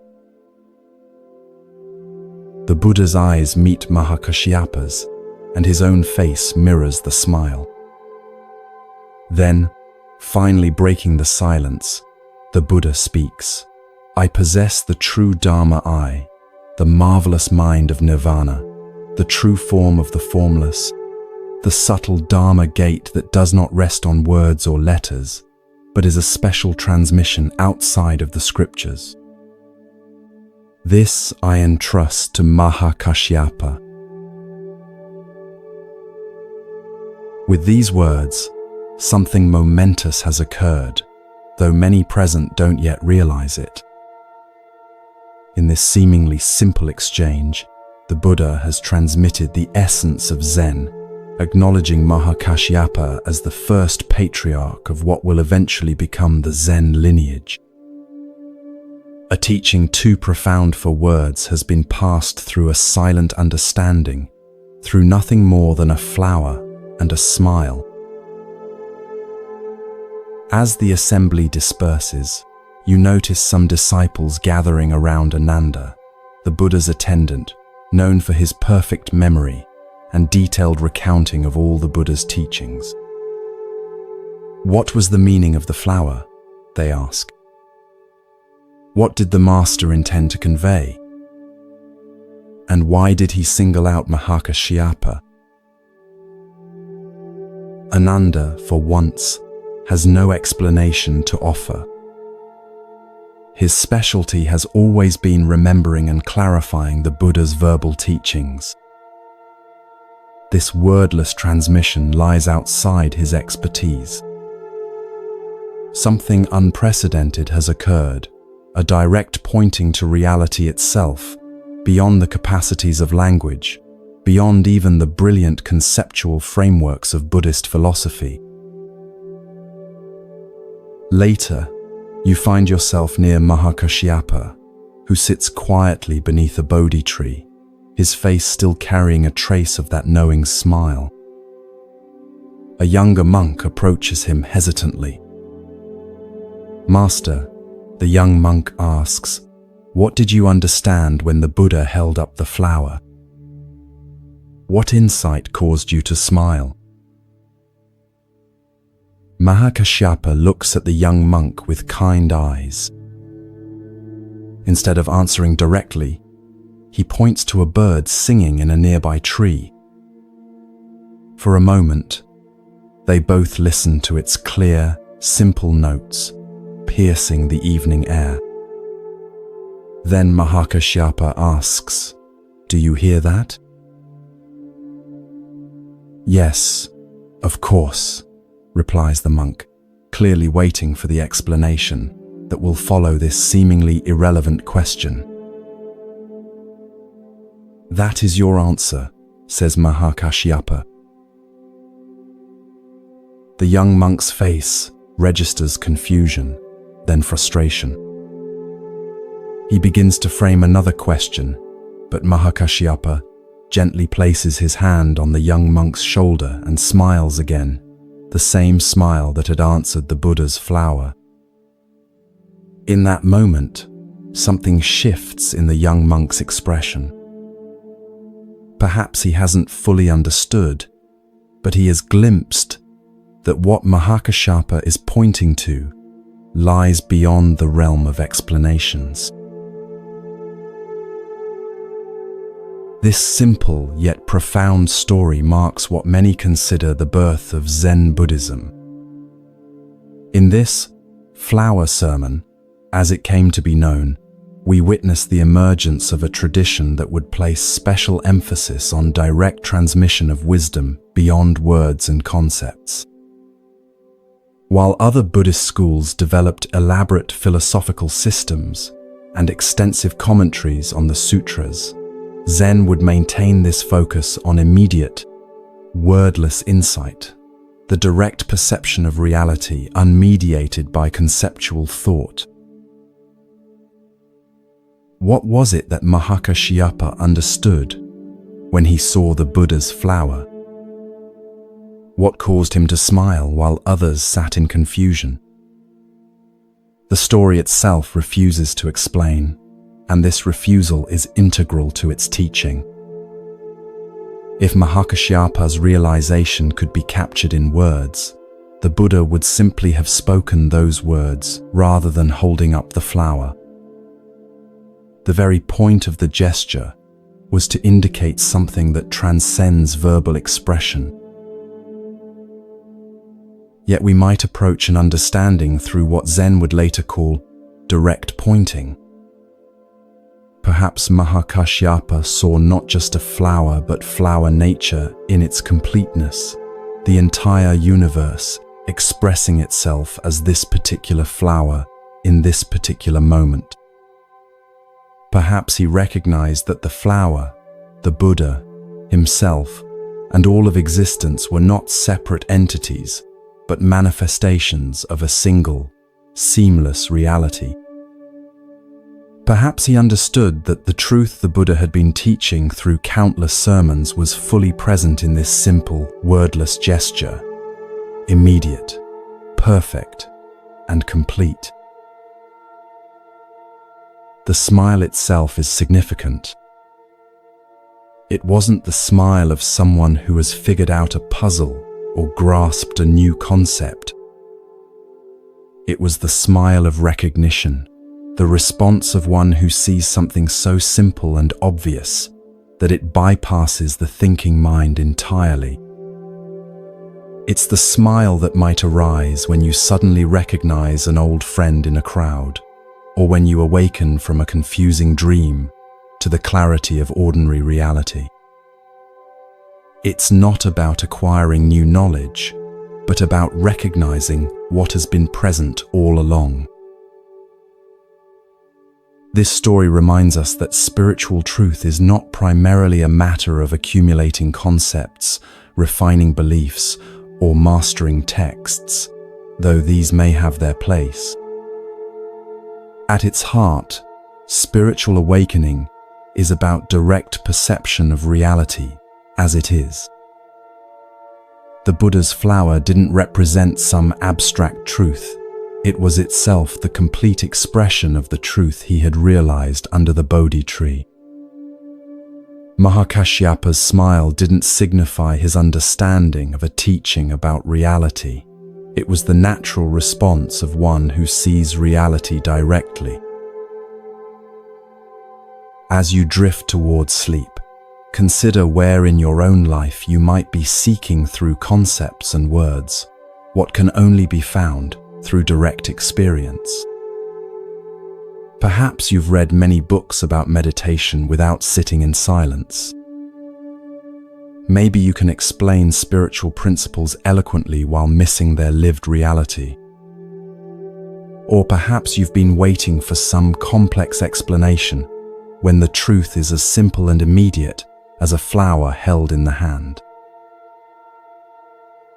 The Buddha's flower continues to be held up across the centuries, inviting not understanding but recognition, not knowledge but direct seeing. Like Mahakashyapa, you too carry the capacity for that recognition, the ability to perceive, beyond all concepts and explanations, the simple wonder of existence as it expresses itself in each moment. And perhaps in that recognition, in your own way, at your own time, a smile might naturally arise, the smile that answers the flower's silent teaching with the heart's wordless understanding.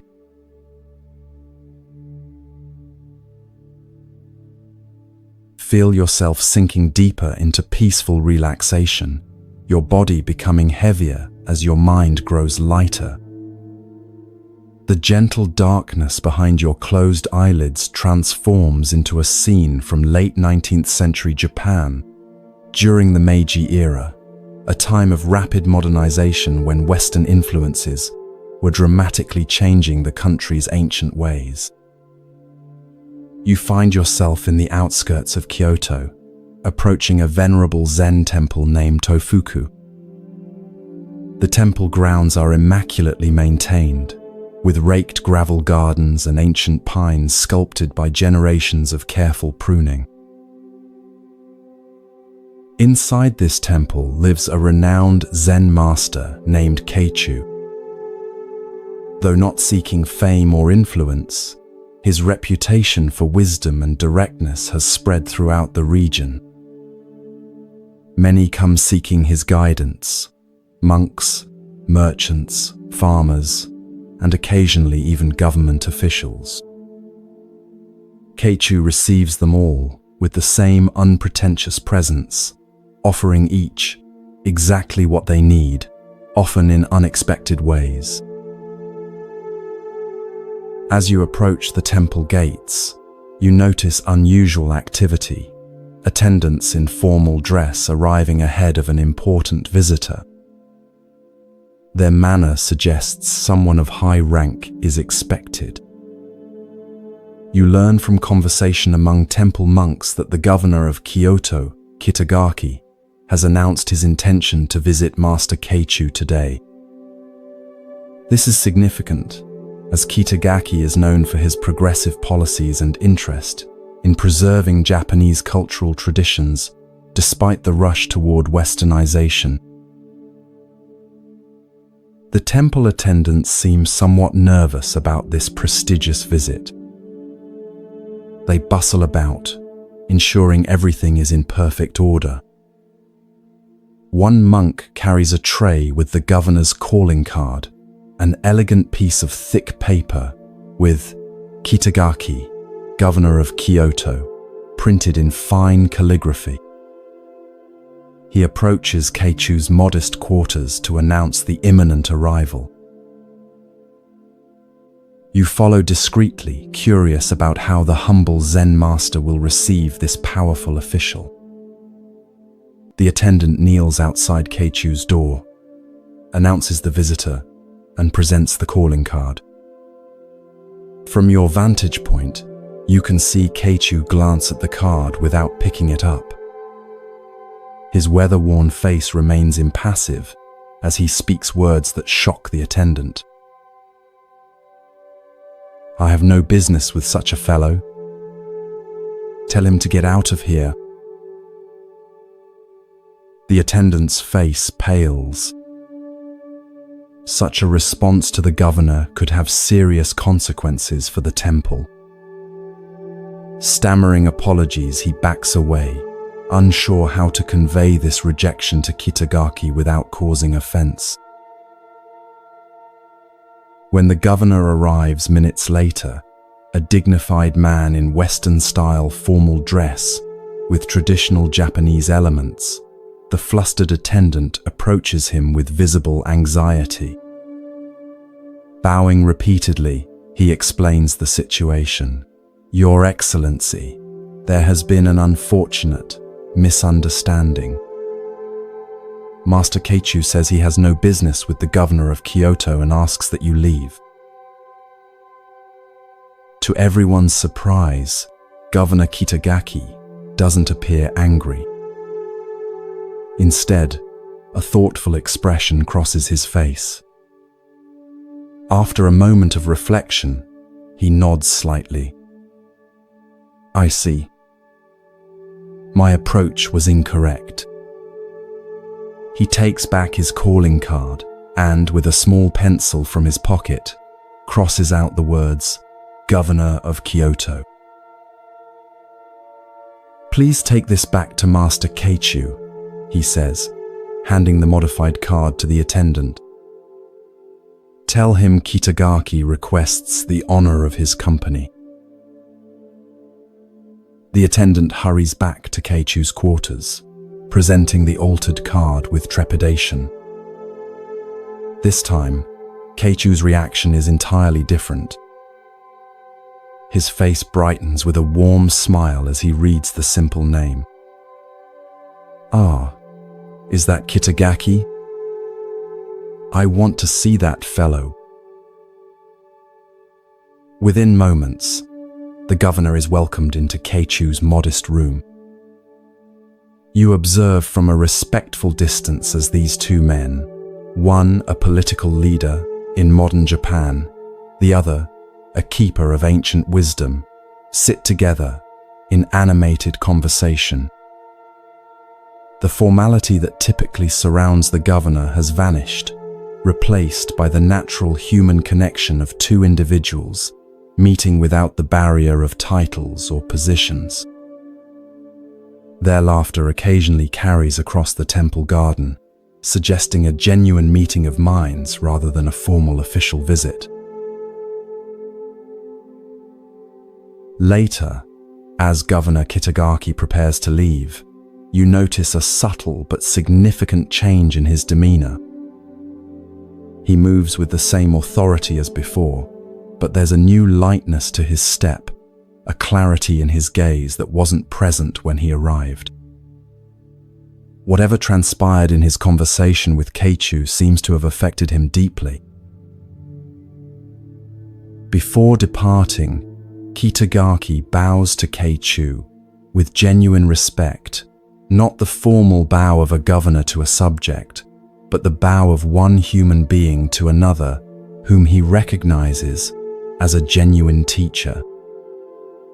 "Thank you for receiving Kitagaki," he says with a smile, emphasizing his name without his title. Keichu returns the bow with equal respect.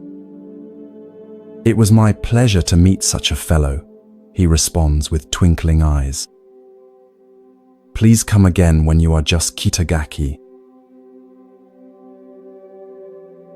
This simple story reveals a profound truth about human connection and the barriers we place between ourselves and authentic experience. Master Keichu's refusal to meet with the governor of Kyoto wasn't rudeness or political statement. It was a direct pointing to a deeper reality that Kitagaki himself immediately understood once it was brought to his attention. By refusing to receive the governor but welcoming Kitagaki the man, Keichu demonstrated the Zen principle of seeing beyond social roles to the essential nature beneath. Titles, positions, and social identities, what Zen might call form, are necessary conventions for organizing society. But when we identify too strongly with these roles, we create barriers that prevent genuine human connection and direct experience of reality.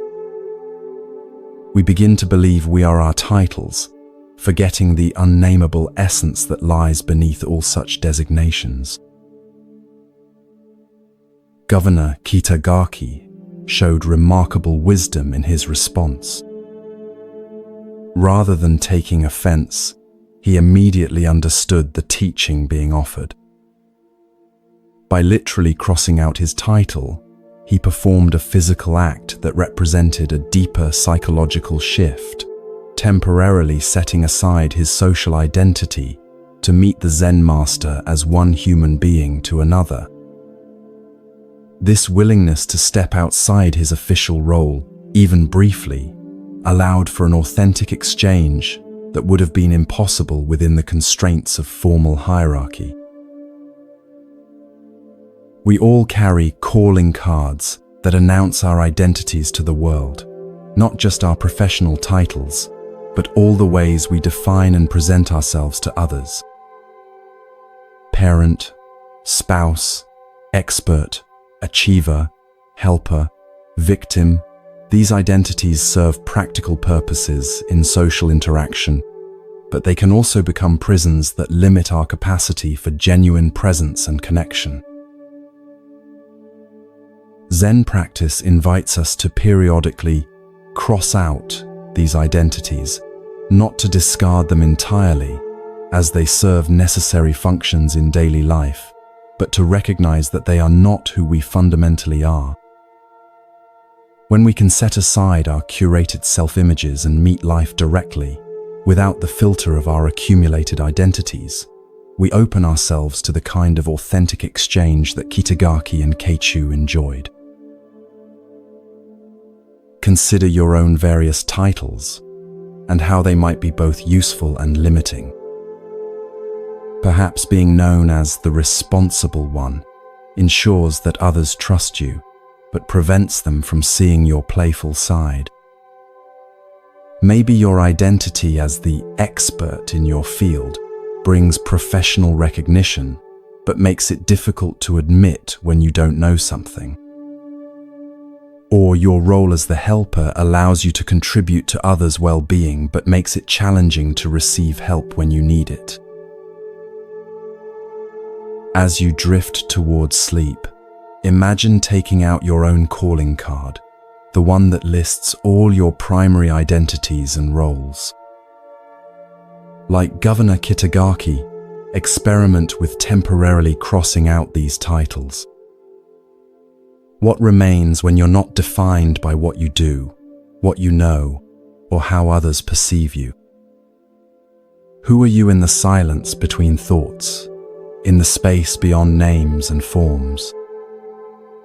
This nameless essence, what Zen might call your original face before you were born, is what Keichu wanted to meet, and what Kitagaki had the wisdom to reveal. Tonight, rest as that which cannot be named or titled, the awareness that witnesses all experiences, but is itself free from all designations. Like Kitagaki setting aside his governorship to meet the Zen master directly, allow yourself to set aside your accumulated identities and rest in the simple, unadorned presence that is your most fundamental nature. From this spacious awareness, genuine connection with yourself, with others, with life itself, naturally emerges.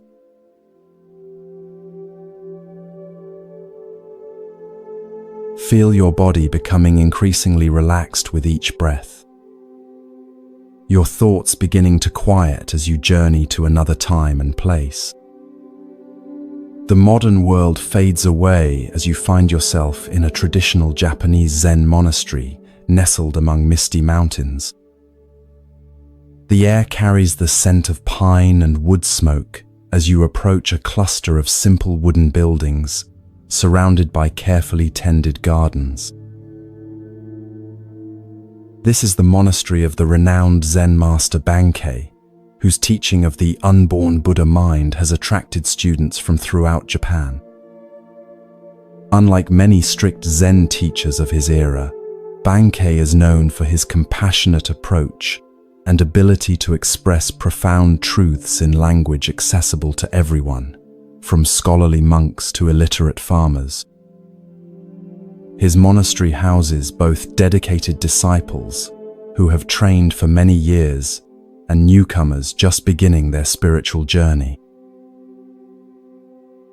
You find yourself drawn to the monastery kitchen, where the day's first meal is being prepared.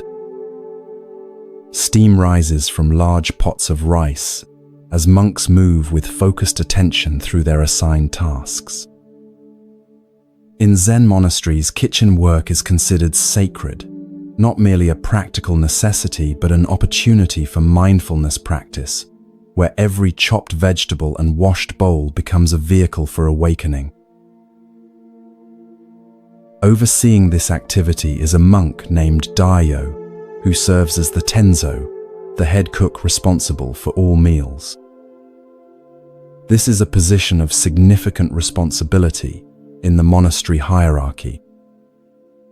The tenzo must ensure that meals are nutritious, timely, and prepared with the utmost mindfulness, as the physical well-being of the entire community depends on his work.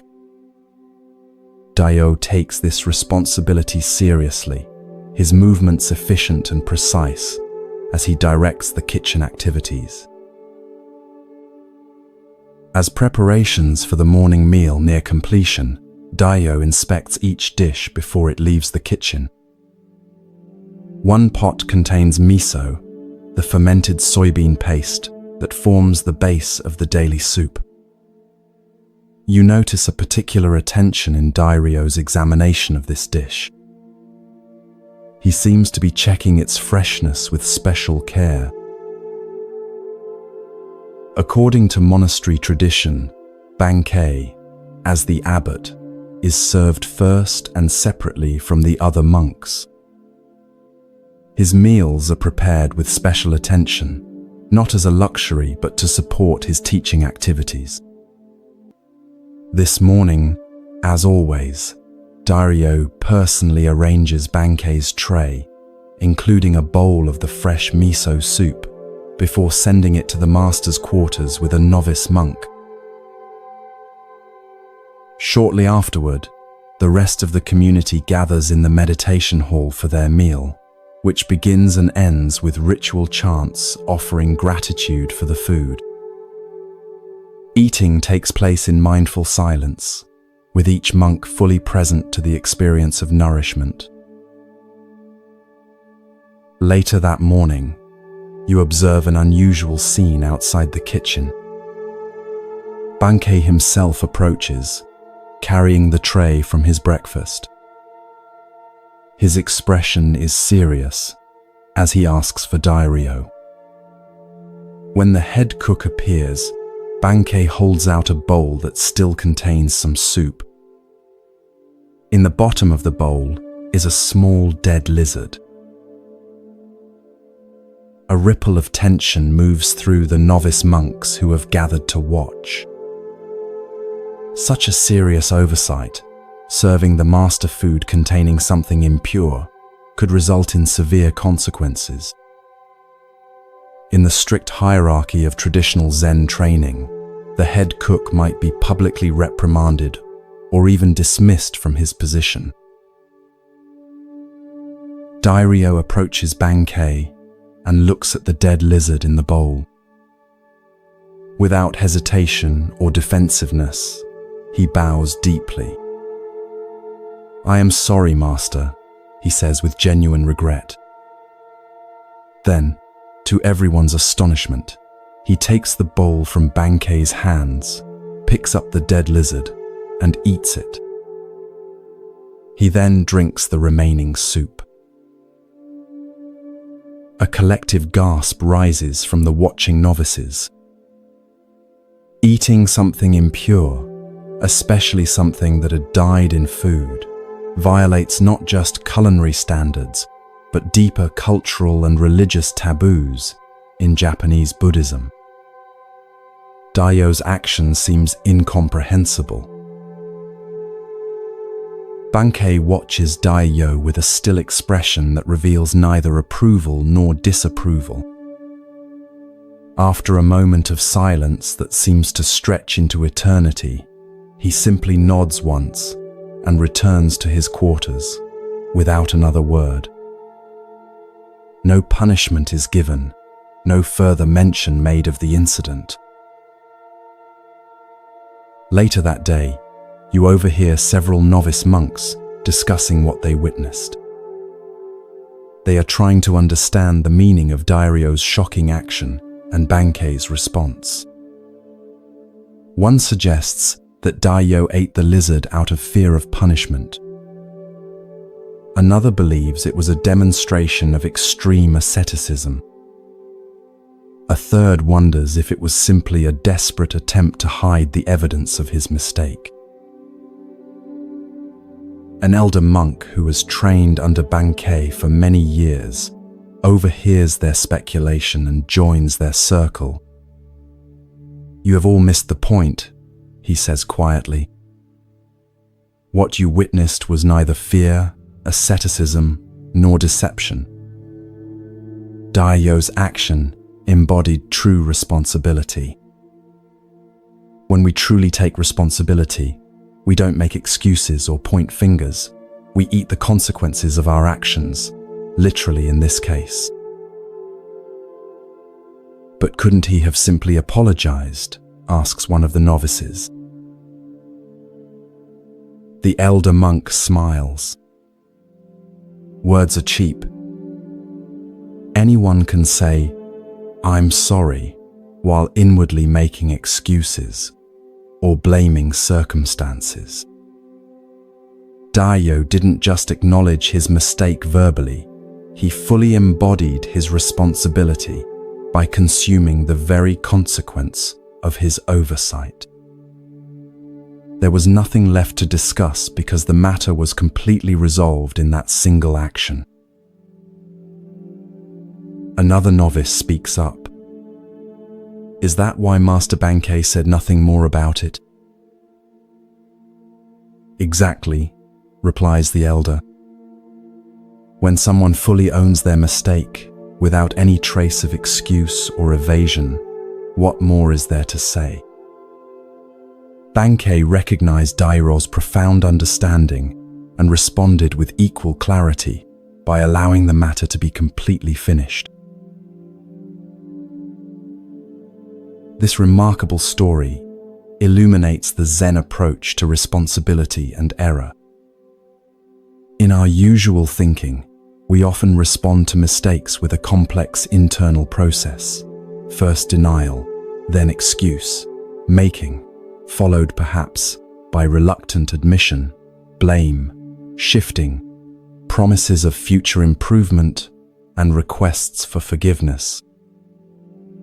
This elaborate dance around error actually prevents us from fully experiencing and integrating the consequences of our actions.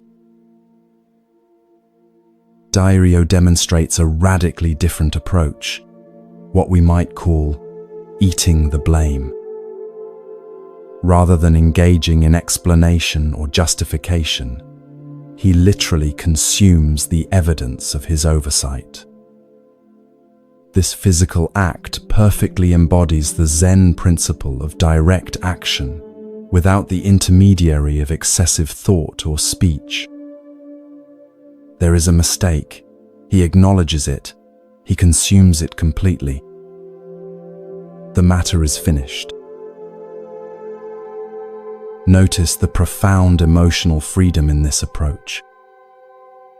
When we fully accept responsibility, without any trace of defensiveness, we experience a paradoxical lightness. There is nothing to protect, nothing to defend, no elaborate narrative to maintain.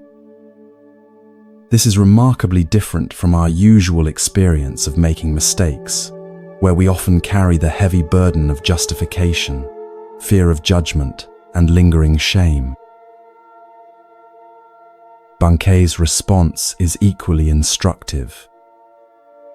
He doesn't press the point, demand further apology, or use the incident as a teaching opportunity. He recognizes that Dairyo's action is complete in itself, a perfect expression of understanding that requires no elaboration. By simply nodding and walking away, Bankei acknowledges the completeness of Dairyo's response and allows the incident to be truly finished. In our personal relationships, how often do we keep mistakes alive through repeated reference, continuing blame, or demands for multiple apologies? Even after someone has acknowledged an error, we might continue to mention it, subtly punishing them or using it as leverage in future disagreements. Bankei demonstrates a more liberating approach. When responsibility is fully taken, the matter is completely closed, leaving no residue of resentment or recrimination.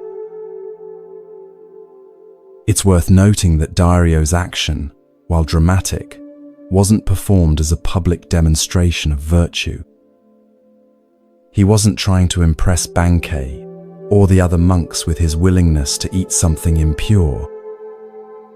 His action arose naturally from his deep understanding of responsibility.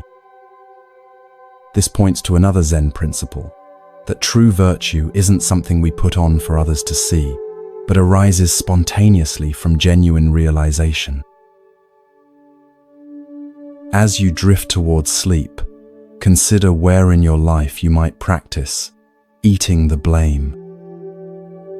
Where might you move from elaborate explanation to simple acknowledgement? From partial admissions couched in justifications to complete acceptance of responsibility? From verbal apologies to embodied action that makes things right? This practice doesn't mean taking blame for things that aren't your responsibility. That would be another form of evasion. Rather, it means fully acknowledging your part in situations without deflection or excuse. Like Dairyo with his lizard, you might find that when you fully consume your mistakes, rather than trying to explain them away, they are completely digested and transformed, leaving you lighter and freer to continue on your path. And like Bankei, you might discover that when others truly take responsibility, the most compassionate response is simply to allow the matter to be finished.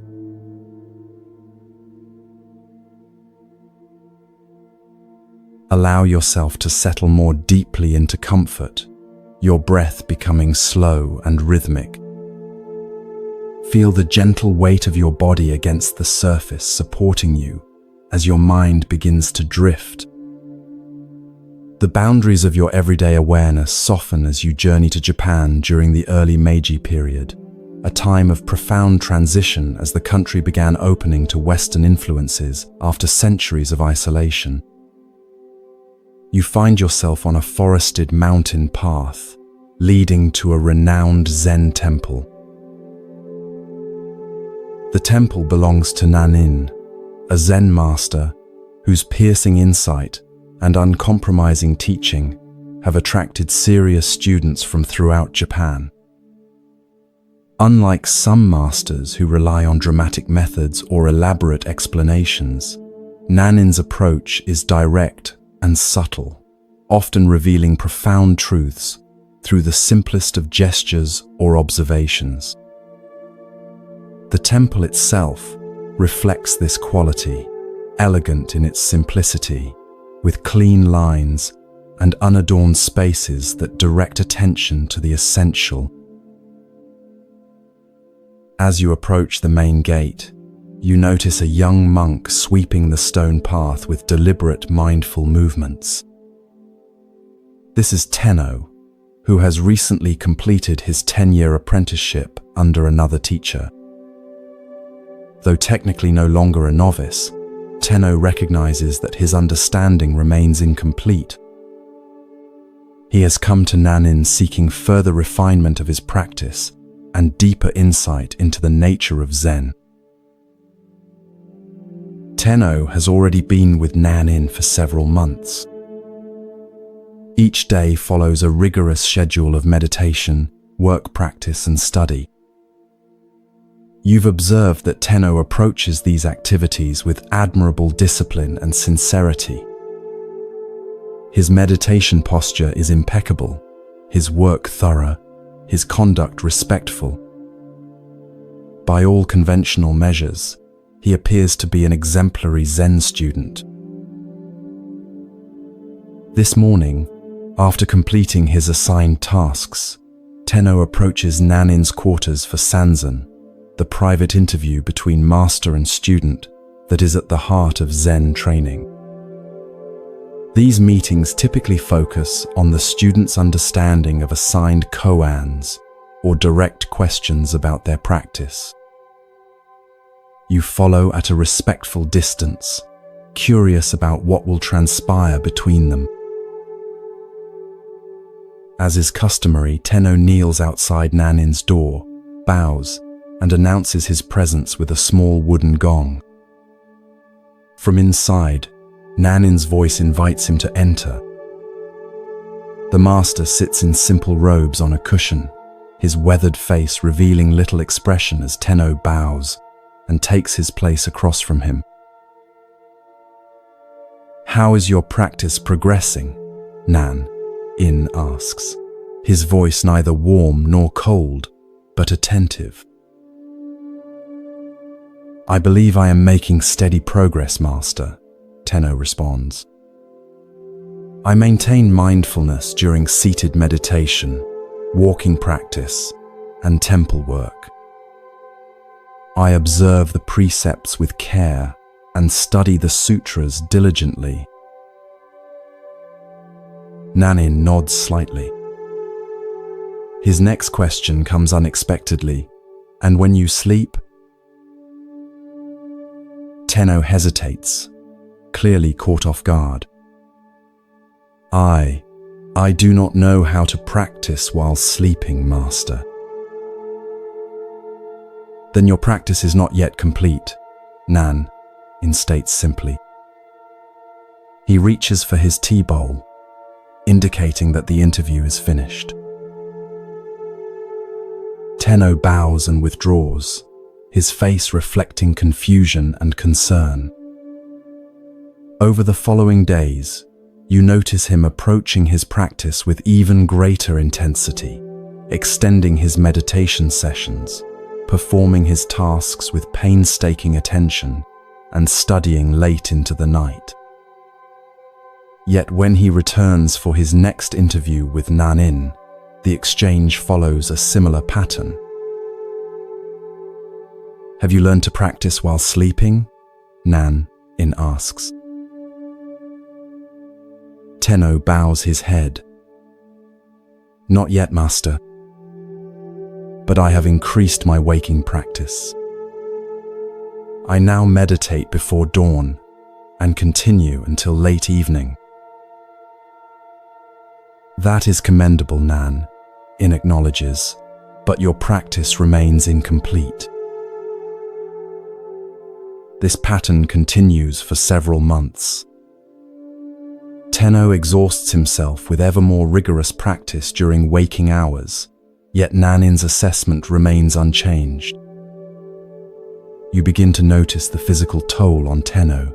His face grows gaunt, dark circles form under his eyes, and his movements, though still mindful, carry a quality of strain rather than natural presence. One day, as autumn leaves begin to fall, something shifts. Instead of intensifying his formal practice even further, Tenno appears to step back. He continues his daily activities but with a different quality, less striving, more ease. He begins to take afternoon walks in the forest. Sometimes he sits by the stream near the temple, doing nothing in particular. He even allows himself adequate rest at night, rather than pushing his body to extremes of wakefulness. When Tenno next appears for his interview with Nanin, a subtle change is evident in his demeanor. There is a natural relaxation in his posture, a clarity in his eyes that wasn't visible before. After the customary bows, Nanin again asks his question, "Have you learned to practice while sleeping?" "Master," Tenno responds with a small smile, "when I sleep, I just sleep." Nanin's face breaks into a warm smile, the first you've seen from the usually reserved master. "Now your practice is beginning to mature," he says. "When you sit, just sit. When you walk, just walk. And when you sleep, just sleep."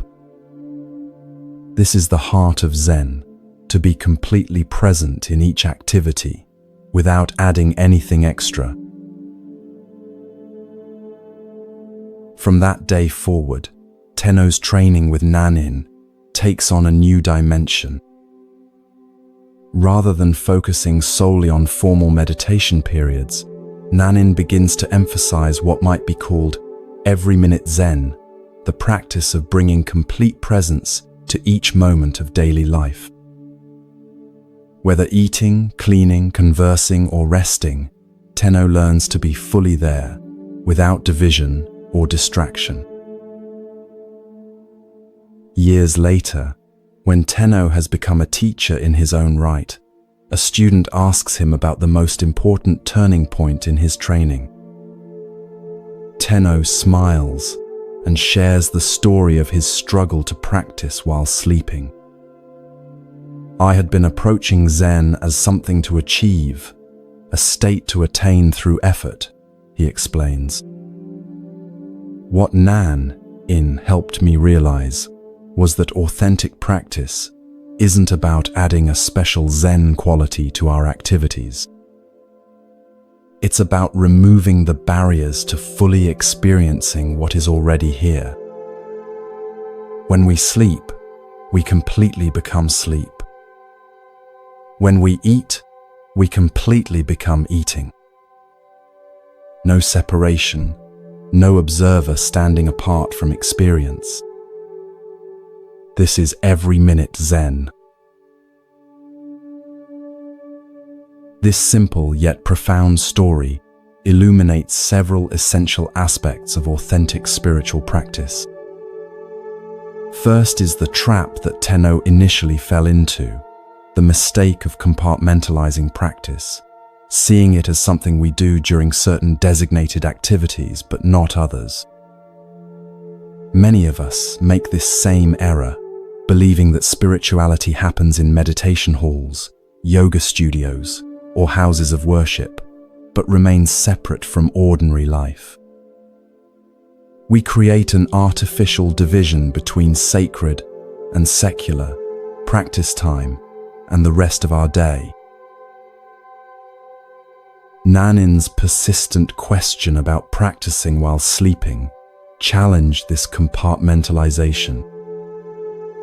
Sleep represents the ultimate non-doing state. We cannot approach it through effort or control. We cannot force ourselves to sleep through willpower, nor can we remain consciously vigilant while sleeping. By highlighting this apparent paradox, Nanin was pointing to a fundamental misunderstanding about the nature of practice itself. Notice how Tenno initially responded by intensifying his efforts during waking hours, a common but misguided approach when we feel our practice is inadequate. We often believe that if our meditation, prayer, or other spiritual activities aren't yielding the results we seek, we simply need to do more of them or perform them more rigorously. This approach reflects a fundamental misunderstanding of spiritual practice as primarily a doing rather than a being. The breakthrough came when Tenno shifted from striving to allowing, from trying to practice sleep to simply sleeping. This represents a profound shift from practice as a special activity we perform to practice as the direct, unmediated experience of whatever is happening. When we fully inhabit each moment without adding anything extra, when we just sleep while sleeping, just eat while eating, just sit while sitting, we discover the heart of Zen. This quality of complete presence has been described by Zen master Dogen as body and mind dropping away. It's not that the body and mind disappear, but rather that the sense of a separate self managing the experience falls away. There is just the pure experience itself, undivided, unmediated, complete. This is what Nanin meant by every minute Zen, a practice not confined to special times or activities, but available in each moment of life. The paradox which Tenno eventually discovered is that this complete presence often emerges naturally when we stop trying so hard to practice in the conventional sense. His breakthrough came not by intensifying effort, but by allowing a natural relaxation into the reality of each moment. This doesn't mean abandoning formal practice periods, which provide important training and support, but rather understanding their true purpose, not as special spiritual times, distinct from ordinary life, but as concentrated opportunities to cultivate the awareness that can permeate every moment. As you drift towards sleep, consider your own relationship with practice. Do you, like Tenno initially, compartmentalize your spiritual life? Do you have designated practice times that seem disconnected from the rest of your experience? Can you sense the possibility of an every-minute Zen that embraces all activities, from the sublime to the mundane, from active engagement to complete rest. Perhaps tonight, as you transition into sleep, you might experiment with Tenno's discovery. Rather than trying to maintain awareness during sleep, which creates a division between the observer and the experience, simply allow yourself to fully become sleep. No separation, no effort, no practice, just the complete embrace of what is already naturally occurring. This is not the abandonment of practice, but its fulfillment, the discovery that when we drop all trying, even the trying to practice, what remains is the natural wakeful awareness that has been present all along. As you release into sleep, allow Nanin's wisdom to accompany you. When you sleep, just sleep.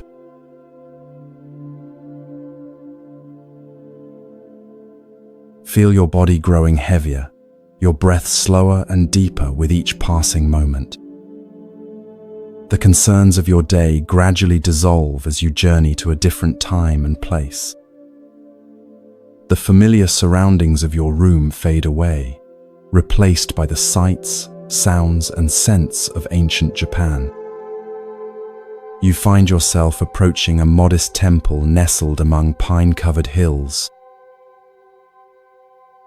This temple is known not for its grandeur or famous lineage, but for the wisdom of its elderly master.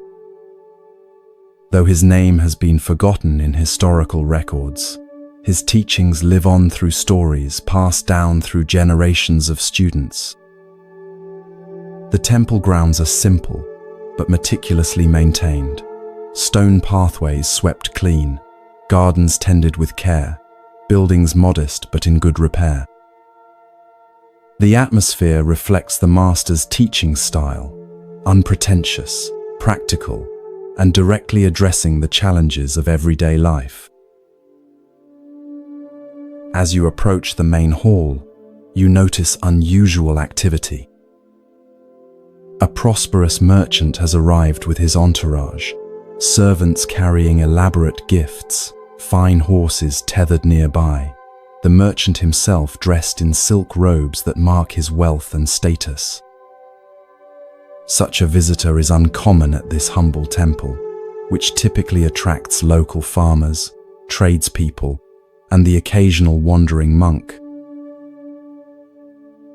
The merchant appears to be in his middle years, with the confident bearing of one accustomed to respect and deference. Yet there is something in his expression, a subtle tension around his eyes, a slight furrow in his brow, that suggests inner disquiet beneath his prosperous exterior. He has come seeking something that his wealth has been unable to provide. You follow at a respectful distance as the temple attendants guide the merchant to the master's quarters. The old teacher receives him simply, seated on a worn cushion in a room whose only adornments are a scroll with calligraphy and a small vase holding a single flower. The contrast between the merchant's finery and the master's plain surroundings could not be more striking. After the customary greetings and tea, the merchant explains the purpose of his visit.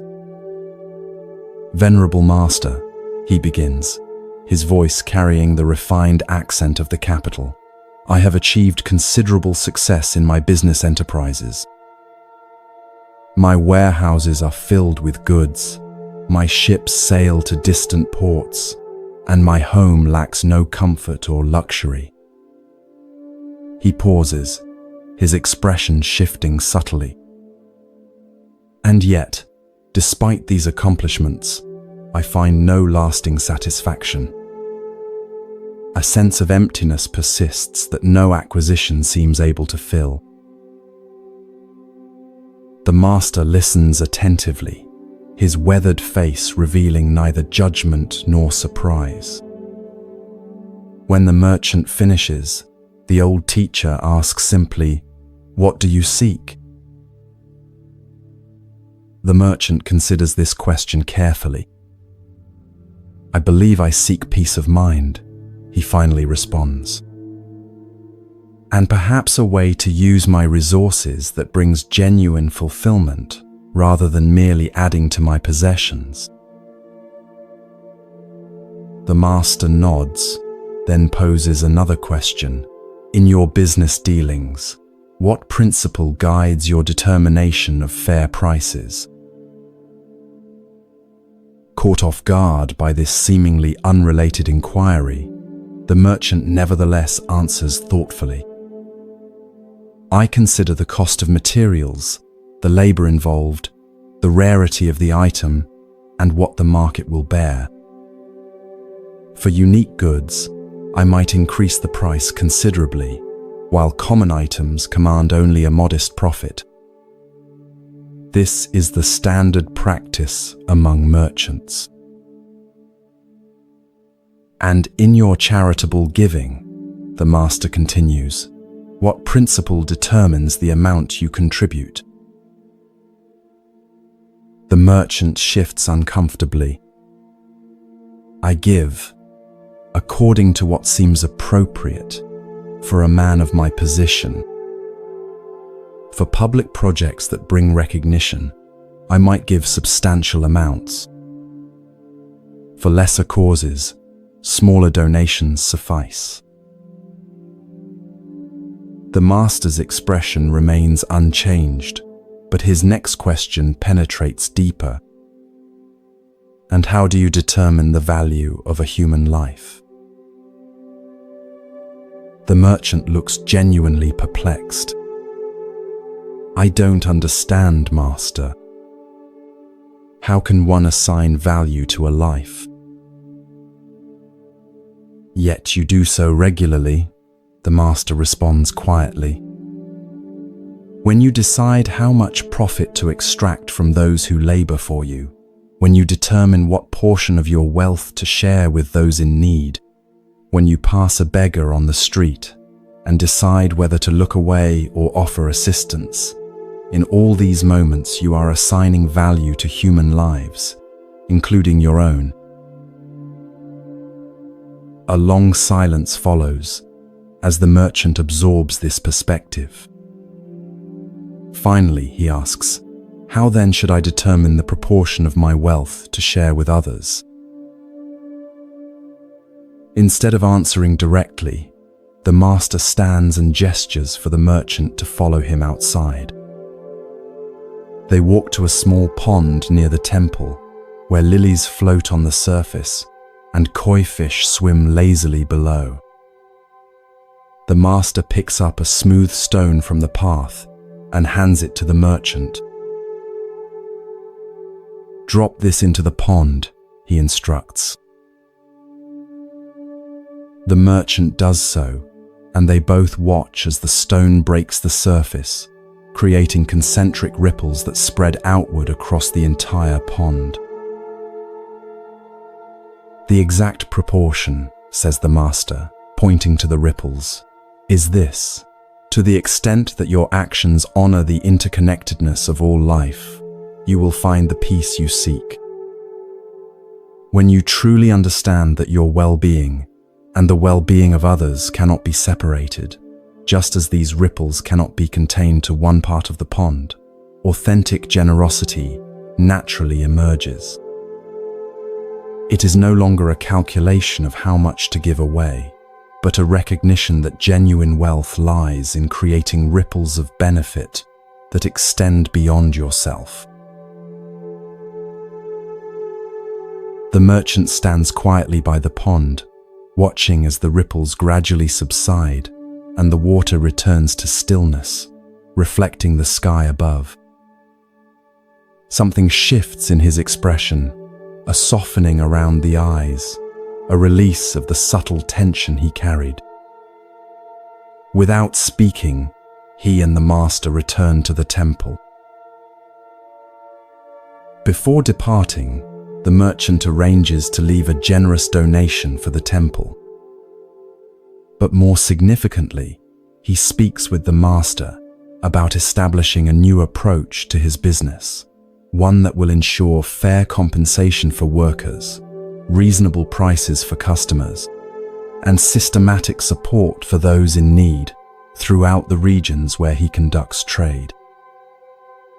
These are not haphazard charitable gestures, but a fundamental restructuring based on the principle of interconnection that the master revealed through the ripples in the pond. Years later, the merchant's business enterprises become known not just for their commercial success, but for their positive impact on entire communities. The exact proportion that the master revealed has transformed not only the merchant's approach to wealth, but his experience of life itself. The emptiness that drove him to seek the master's guidance has been replaced by a sense of purpose and connection that no amount of mere acquisition could have provided. This story illuminates profound truths about our relationship with resources, generosity, and the nature of true fulfillment.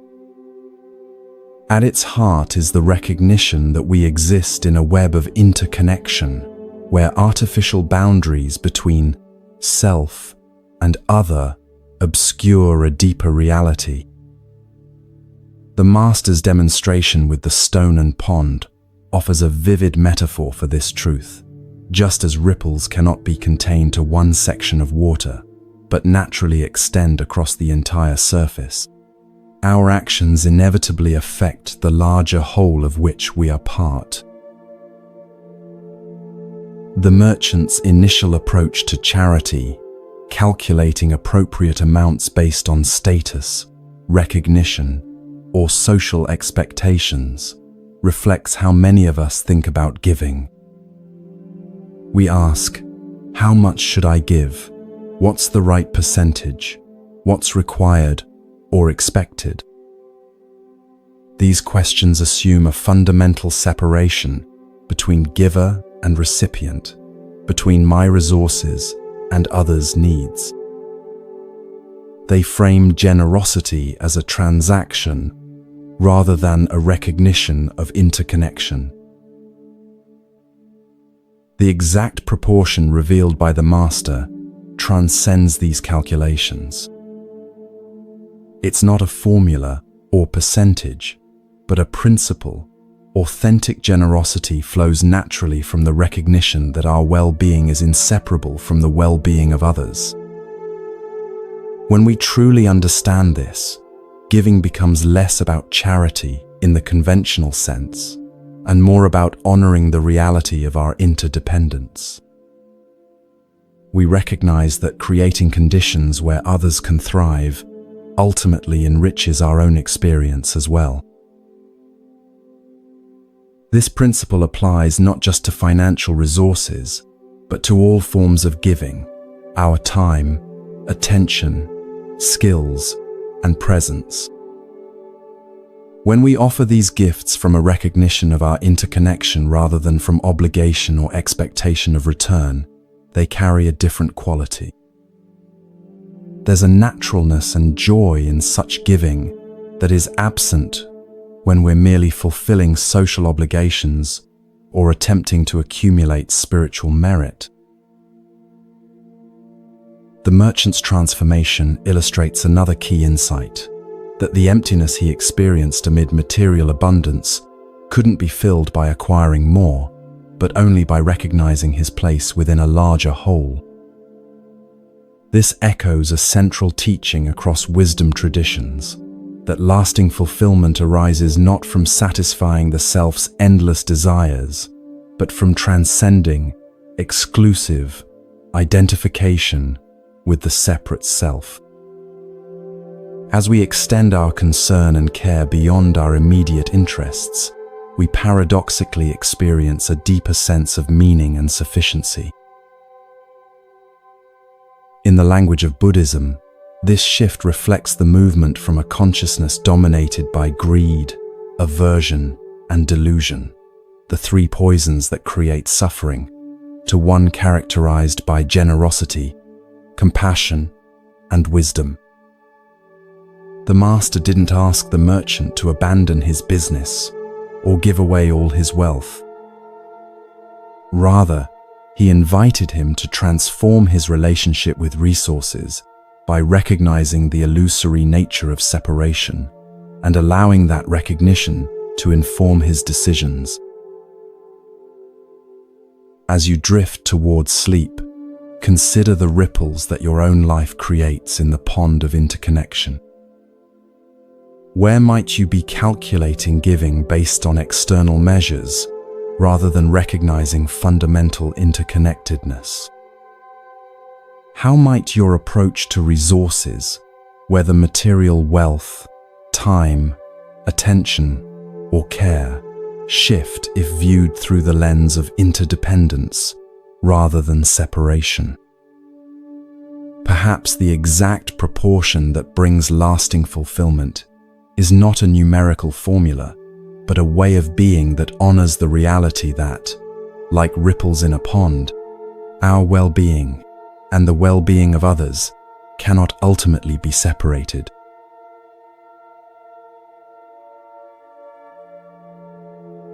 Feel yourself drifting deeper into relaxation, your body becoming comfortably heavy as your mind grows lighter.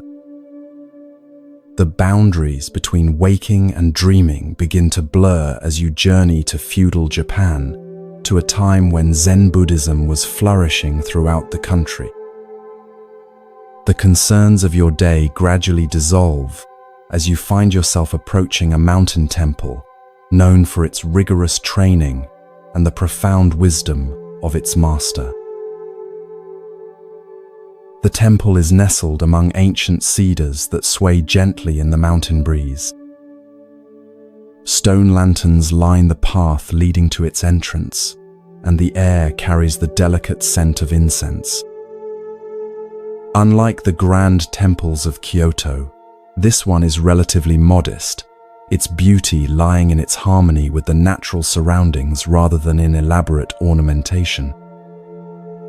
This is a place dedicated to serious practice rather than ceremonial display. As you approach the main gate, you notice an unusual visitor arriving, a scholar dressed in the fine robes of the educated elite, accompanied by several attendants carrying scrolls and writing materials. This is clearly no ordinary pilgrim seeking simple spiritual guidance. The scholar's bearing suggests someone accustomed to academic debate and intellectual mastery, rather than the humble posture typical of those who come to study Zen. You learn from overhearing the temple monks that this visitor is a renowned philosopher and scholar who has written extensively on Buddhist doctrine.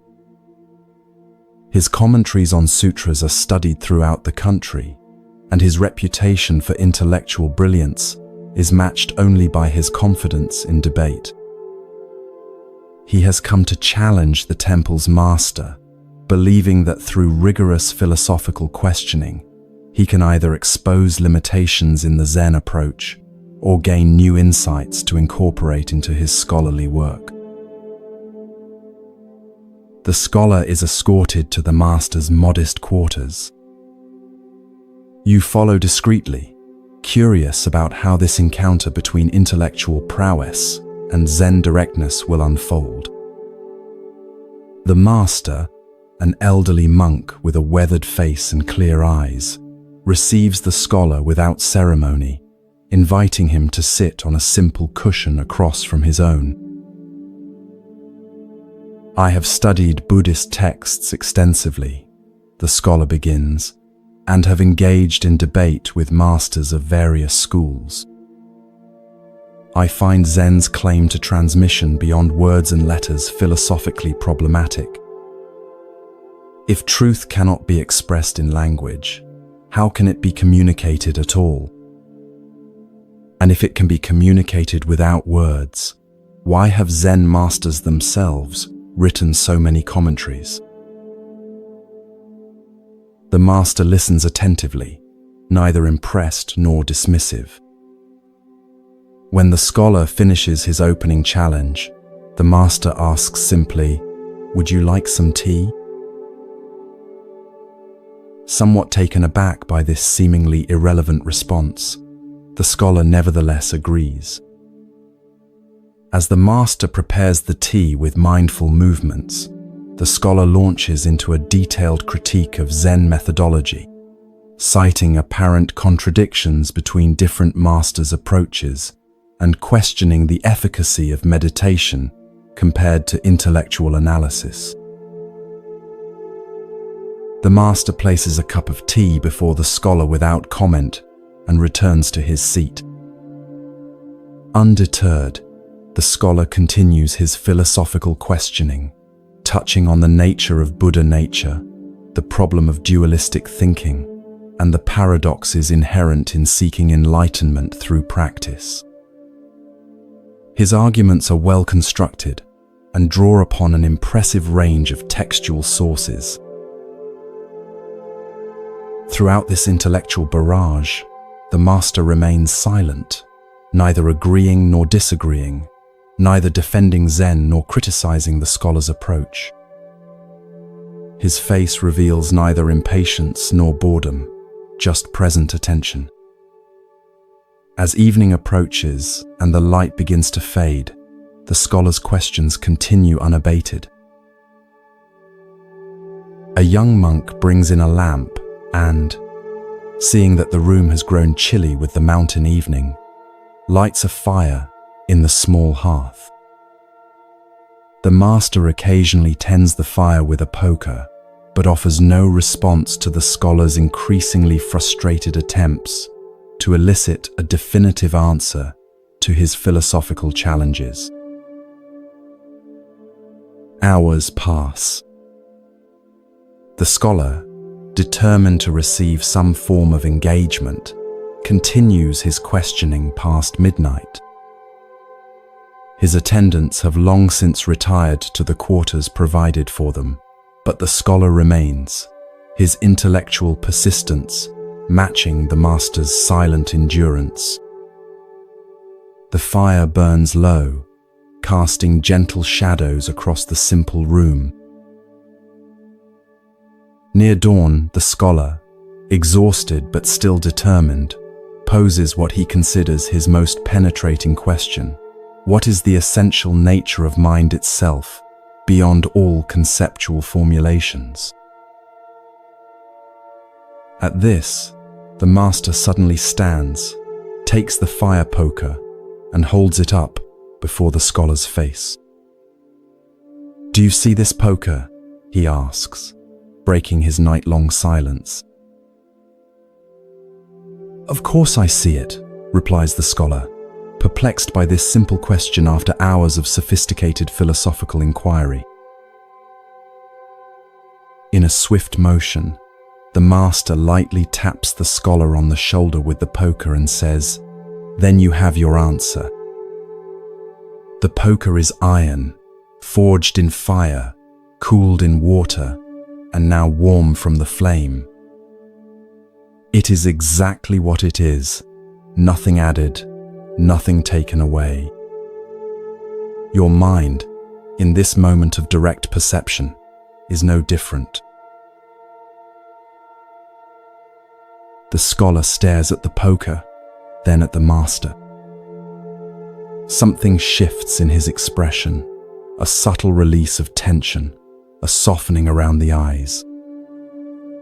The night-long stream of conceptual thinking seems to pause, and in that space of mental quietude, a different kind of understanding begins to dawn.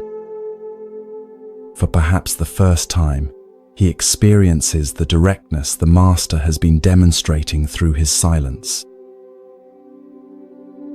"I have been circling around what is directly before me," the scholar says quietly. Like someone dying of thirst while discussing the chemical properties of water instead of drinking from the stream at his feet. The master nods, a gentle smile crossing his face. "Your intellectual understanding is impressive," he acknowledges. But Zen points to what is prior to understanding, the direct experience that no concept can contain. The fire poker is not a metaphor or a philosophical position. It is just this poker, and your direct perception of it is just this mind. As the first light of dawn filters through the paper windows, the scholar bows deeply to the master. His demeanor has changed, less certain perhaps, but somehow more present. He remains at the temple for several weeks, setting aside his scrolls and philosophical treatises to engage in meditation and simple work alongside the other monks. When he eventually returns to his academic life, his writings reflect a new dimension, still intellectually rigorous, but now informed by an appreciation for the direct experience that lies beyond conceptual understanding. This story illuminates a fundamental aspect of Zen practice, the limitation of intellectual understanding and the power of direct experience. The scholar approaches Zen as he would any other philosophical system, assuming that its truths can be grasped through analysis, comparison, and logical deduction. His questions, while sophisticated, all operate within the realm of conceptual thinking, the realm of maps rather than territory. The master's prolonged silence is not merely a teaching technique or a refusal to engage. It is itself a demonstration of what Zen points toward, the direct presence that precedes and transcends conceptual elaboration.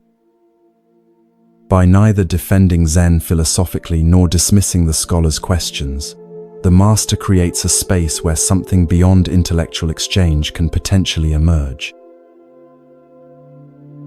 The fire poker becomes the perfect instrument for this teaching, an ordinary object with no special spiritual significance, yet in that moment of direct perception, revealing the nature of mind itself.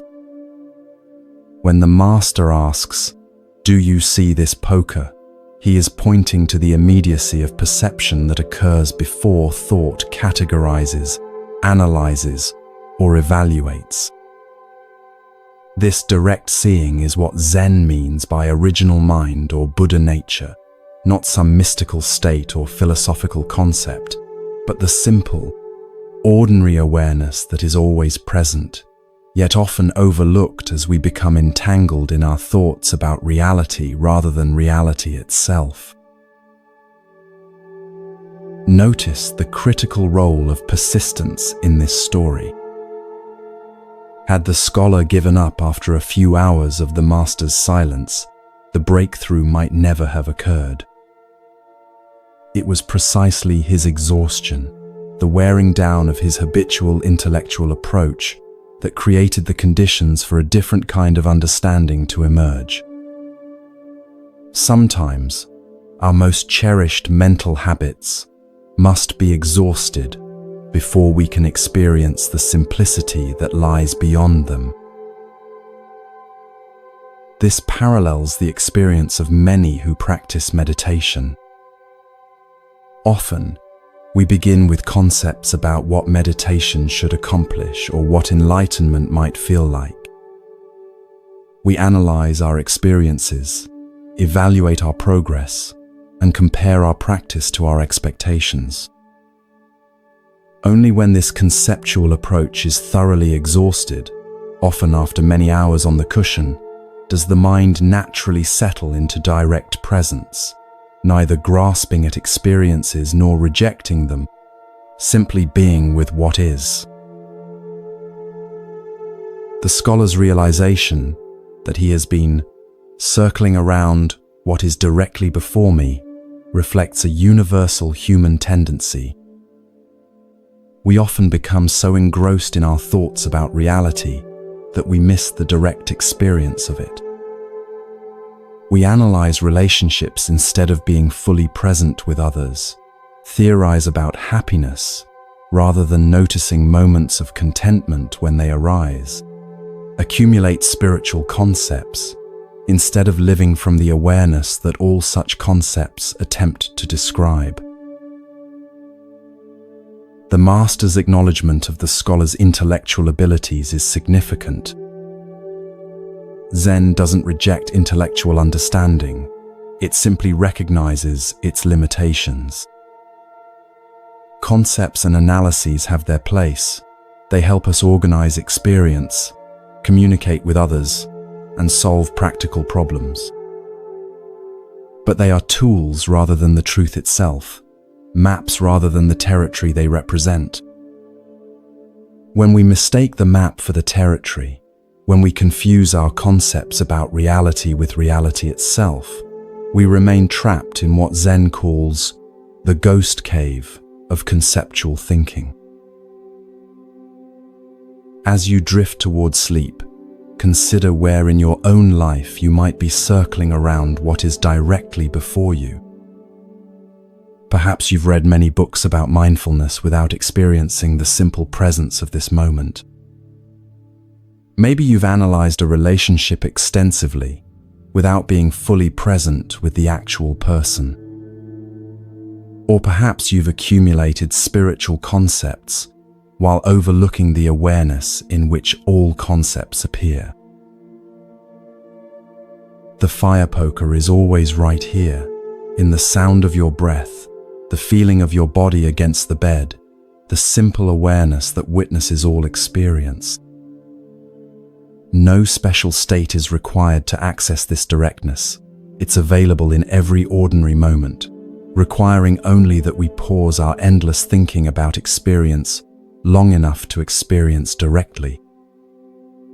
As the Zen saying goes, don't mistake the finger pointing at the moon for the moon itself.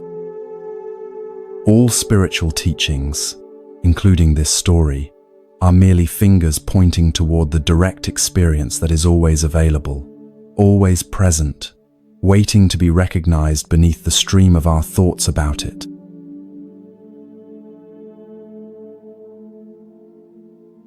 Feel your body becoming heavier with each breath, sinking deeper into comfort. The sounds around you begin to fade as you journey to another time and place. Imagine yourself walking along a forest path in Japan, the ground soft beneath your feet, the air fresh with the scent of pine and moss. Bird songs echo through the trees as sunlight filters through the canopy in golden shafts. You follow the winding path until it opens onto a small clearing where a modest temple stands. This is not one of Japan's grand, ornate temples, but a simple wooden structure that seems to have grown naturally from the forest floor. A stream runs nearby, its gentle murmur creating a perfect backdrop for meditation. This is the temple of Gasan, a respected Zen teacher known for his clear wisdom and open mind. As you approach, you notice unusual activity today. A visitor unlike the temple's typical students has arrived, a young man in Western clothing carrying a book bound in leather. From snippets of conversation among the monks, you learn he is a university student who has been studying Christianity with Western missionaries. Curious about how different spiritual traditions might compare, he has come to show Gasan some passages from the Christian Bible and hear the Zen master's perspective. You follow as the young man is led to Gasan's simple quarters. The room contains only a low table, a few cushions, and a scroll with calligraphy hanging in the alcove. Gasan himself sits in meditation, his eyes open but focused on nothing in particular. Though probably in his 60s, his posture is straight and vital, his presence conveying both alertness and profound ease. The student bows respectfully, and introduces himself. Gasan gestures for him to sit on a cushion nearby. You can feel the nervousness in the young man as he carefully places his Bible on the low table between them. He's clearly unsure how this Zen master might react to Christian scripture. "Master Gasan," he begins, his voice betraying a slight tremor, "I have been reading the Christian Bible with missionaries from America. I find some of its teachings beautiful, but I wonder how they compare with Zen wisdom. Would you be willing to hear some passages and share your thoughts?" Gasan's face remains serene, neither eager nor reluctant. He nods simply, and you can see some of the tension leave the student's shoulders. The young man carefully opens his Bible, the pages making a soft crackling sound in the quiet room. He turns to a marked section and begins to read, "And why take ye thought for raiment? Consider the lilies of the field, how they grow. They toil not, neither do they spin. And yet I say unto you, that even Solomon in all his glory was not arrayed like one of these." The student pauses, watching Gasan's face for a reaction. The master's eyes have softened, and a subtle smile plays at the corners of his mouth. "Whoever uttered those words," Gasan says quietly, "I consider an enlightened man." Surprise and delight flash across the student's face. He hadn't expected such immediate appreciation from a Buddhist master for Christian scripture. Encouraged, he turns to another passage and continues reading. "Ask, and it shall be given you. Seek, and ye shall find. Knock, and it shall be opened unto you. For everyone that asketh receiveth, and he that seeketh findeth, and to him that knocketh it shall be opened." The late afternoon sun casts long shadows across the room as Gasan listens intently. When the student finishes, the master nods thoughtfully. You can feel the student holding his breath, waiting for the response. "That is excellent," Gasan says, his voice warm with genuine appreciation. Whoever said that is not far from Buddhahood. The look of joy on the student's face is unmistakable. You can almost see his conception of spiritual boundaries dissolving before your eyes. What he had perhaps imagined as competing religious systems now appears in a new light, as different expressions of the same fundamental truths. As twilight approaches, student and master continue their conversation, the atmosphere growing increasingly warm and open. You notice how Gasan neither adopts Christian terminology nor attempts to convert the passages into Buddhist concepts. He simply recognizes truth when he encounters it, regardless of its source or packaging. Later, as the student prepares to leave, he asks one final question. "Master Gasan, do you find that the essential teachings of Christianity and Buddhism are the same?" Gasan looks at him with clear eyes that seem to see far beyond the surface of things. "Truth is truth," he replies simply. "When we recognize the lilies of the field in their suchness, when we understand the nature of seeking and finding, these insights transcend any single tradition. The packaging may differ, but when genuine wisdom speaks, those with open hearts recognize it, whether it comes from the Buddha, Jesus, or the wind in the pine trees." As the student bows and departs, you notice how differently he carries himself, more lightness in his step, more openness in his face. He came seeking comparison and perhaps validation of one tradition over another. He leaves with something far more valuable, a glimpse of the universal truth that all genuine spiritual paths point toward. This simple yet profound encounter reveals much about the nature of true spiritual understanding. Gassan demonstrated what we might call religious literacy, the ability to recognize wisdom regardless of its source or the tradition from which it emerges. Rather than getting caught in doctrinal differences or theological debates, he went straight to the heart of the teachings themselves. The passages the student read contain insights that align perfectly with Zen understanding. Consider the lilies of the field points to the natural perfection that exists prior to human striving, what Zen might call our original nature that needs no adornment or improvement. Just as the lilies grow naturally, without effort or anxiety about their appearance, our true nature manifests most perfectly when we stop trying to enhance or perfect ourselves through endless striving. Similarly, "Seek and ye shall find" reflects the Zen understanding that our essential nature, what some traditions call Buddha nature, is always present but must be recognized through sincere inquiry. The seeking itself becomes a form of finding when approached with genuine openness.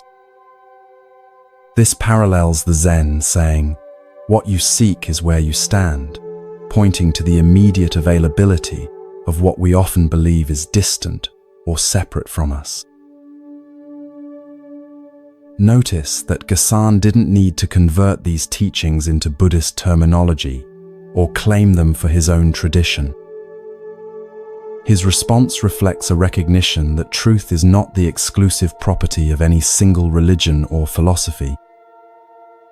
Like water that takes the shape of whatever container holds it while remaining essentially the same, spiritual truth may be expressed through different cultural forms and language, while pointing to the same fundamental reality. This open, non-dogmatic approach stands in stark contrast to religious exclusivism, the belief that one's own tradition has a monopoly on truth, while others are mistaken or incomplete.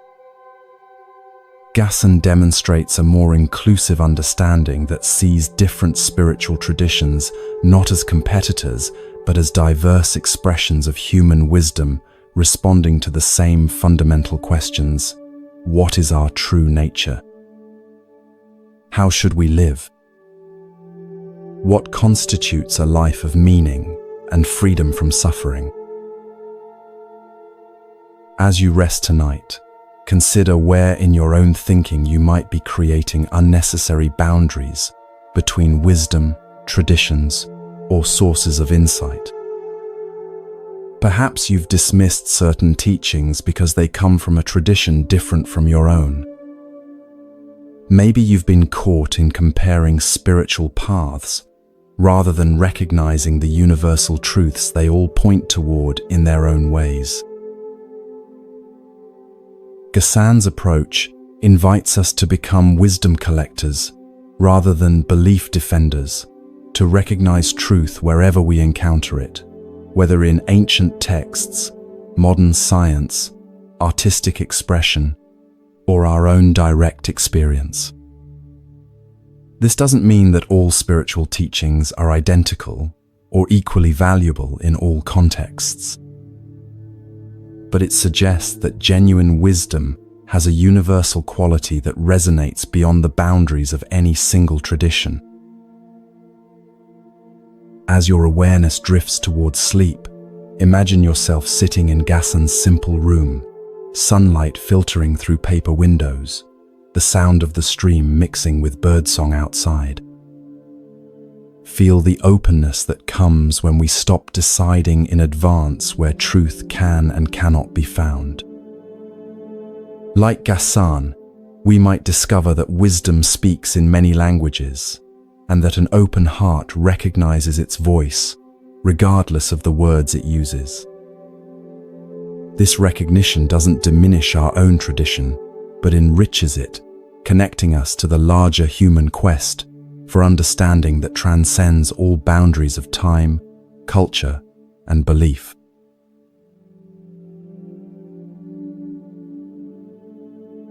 Your body feels deliciously heavy now, sinking deeper into relaxation with each breath. Behind your closed eyelids, the darkness transforms into a misty mountain landscape in ancient China. You can feel the cool, damp air against your skin and hear the distant call of birds echoing through forested valleys. Your feet carry you along a narrow path winding up a steep mountainside. After climbing for what seems like hours, you reach a small plateau where a humble hermitage stands. Built of rough-hewn timber with a thatched roof, it blends so naturally with its surroundings that you might have missed it if not for the thin wisp of smoke rising from its central fire pit. This is the dwelling of Master Gute, a Zen teacher who left the comforts of temple life years ago to practice in solitude. Despite his preference for isolation, Gute's reputation for wisdom has spread, and occasionally seekers brave the difficult journey to receive his teaching. Today, you're not the only visitor. Just ahead of you on the path walks a young monk, his simple robe dusty from travel, determination evident in his steady pace. As you both approach the hermitage, the door slides open. Master Gute appears, a wiry man of middle years, with weathered skin and clear, penetrating eyes. His appearance is unremarkable. Nothing about his physical presence suggests spiritual accomplishment or special status. Yet something in his quality of attention, in the way he fully occupies this moment, creates an atmosphere of extraordinary presence. The young monk bows deeply. "Master Gute," he says, his voice reflecting both respect and eagerness, "I have traveled far to ask you about the essential nature of Zen. What is the fundamental teaching? What is the truth that the Buddha realized under the Bodhi tree?" You watch carefully, expecting Gute to respond with a profound statement, perhaps a quote from the sutras or a paradoxical Zen saying. Instead, something unexpected happens. Gute slowly raises his right hand, extends his index finger, and points upward, saying nothing at all. His face remains impassive, yet somehow radiates complete conviction. The young monk appears confused. He waits for further explanation, but none comes. Gute simply stands there, finger raised, in eloquent silence. After several moments, the monk bows again and backs away, clearly unsure what to make of this strange response. You follow the young monk as he makes his way to a small meditation hut nearby, provided for visitors who wish to stay and practice. For several days, he sits in meditation, occasionally walking in the surrounding forest. You can almost see the wheels turning in his mind as he attempts to decipher the meaning of Gute's finger. Is it pointing to the sky? To the oneness of all things? Is it a symbol to be understood, or is the gesture itself the teaching? The monk approaches Gute several more times, asking follow-up questions, seeking clarification.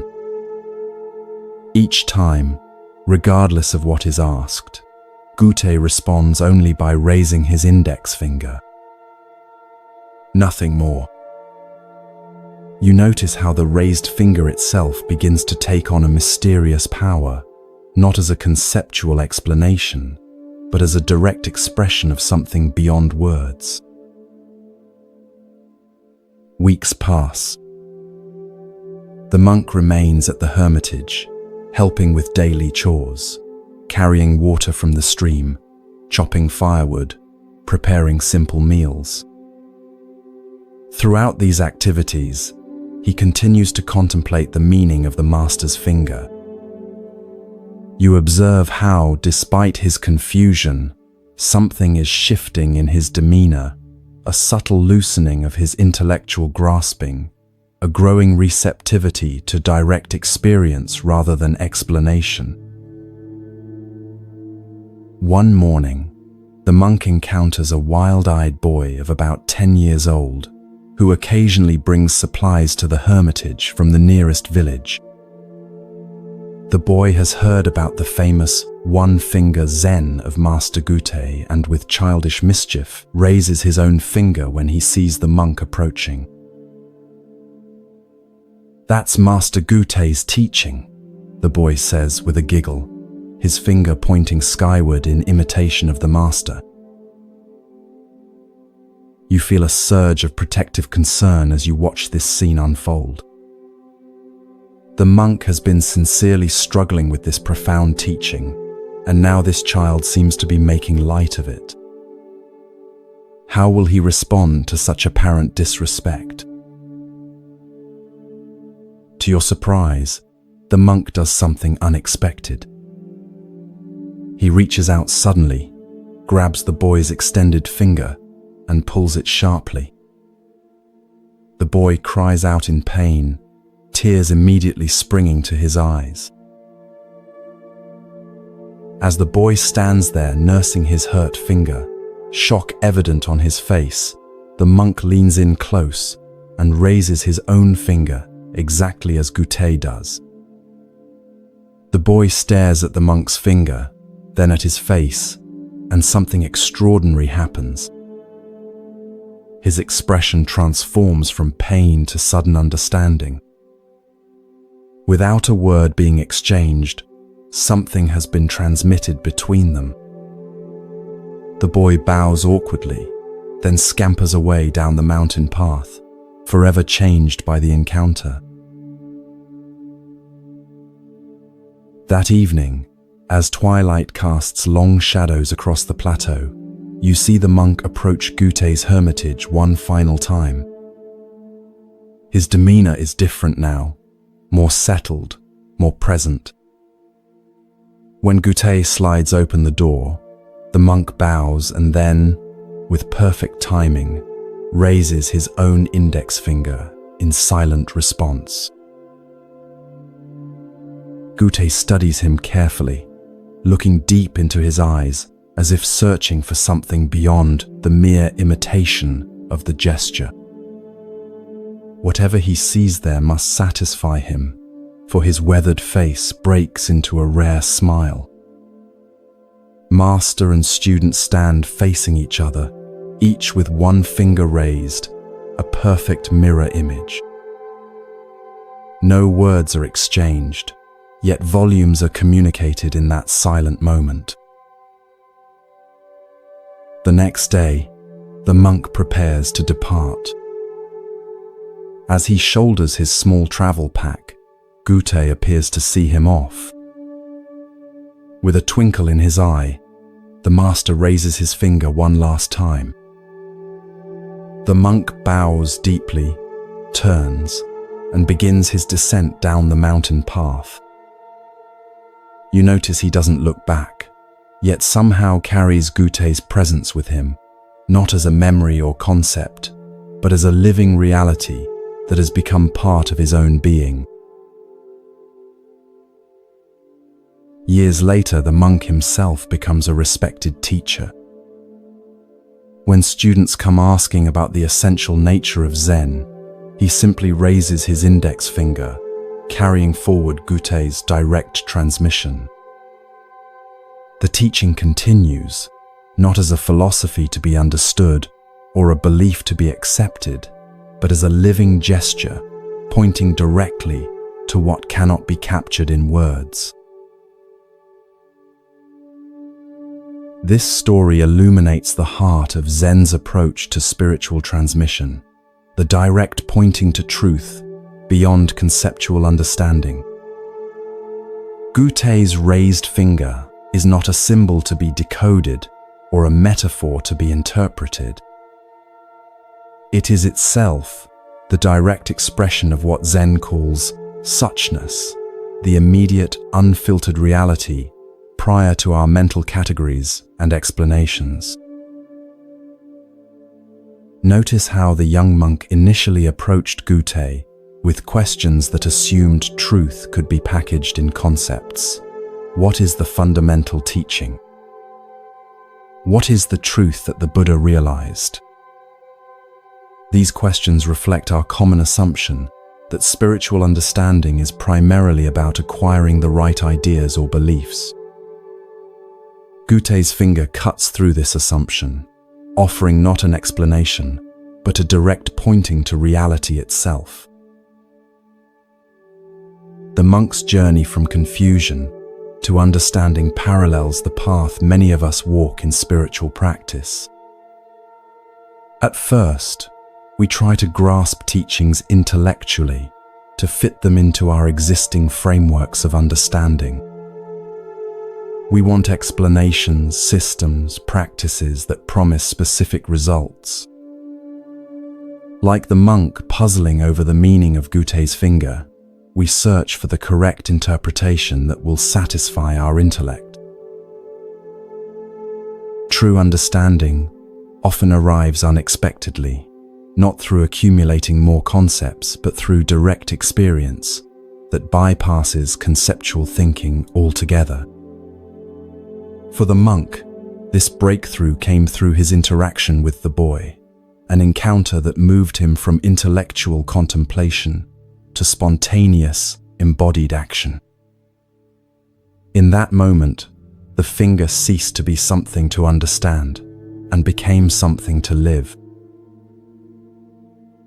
The physical sensation of your own finger is available right now as you rest. Can you feel the pulse of blood moving through it? The subtle warmth?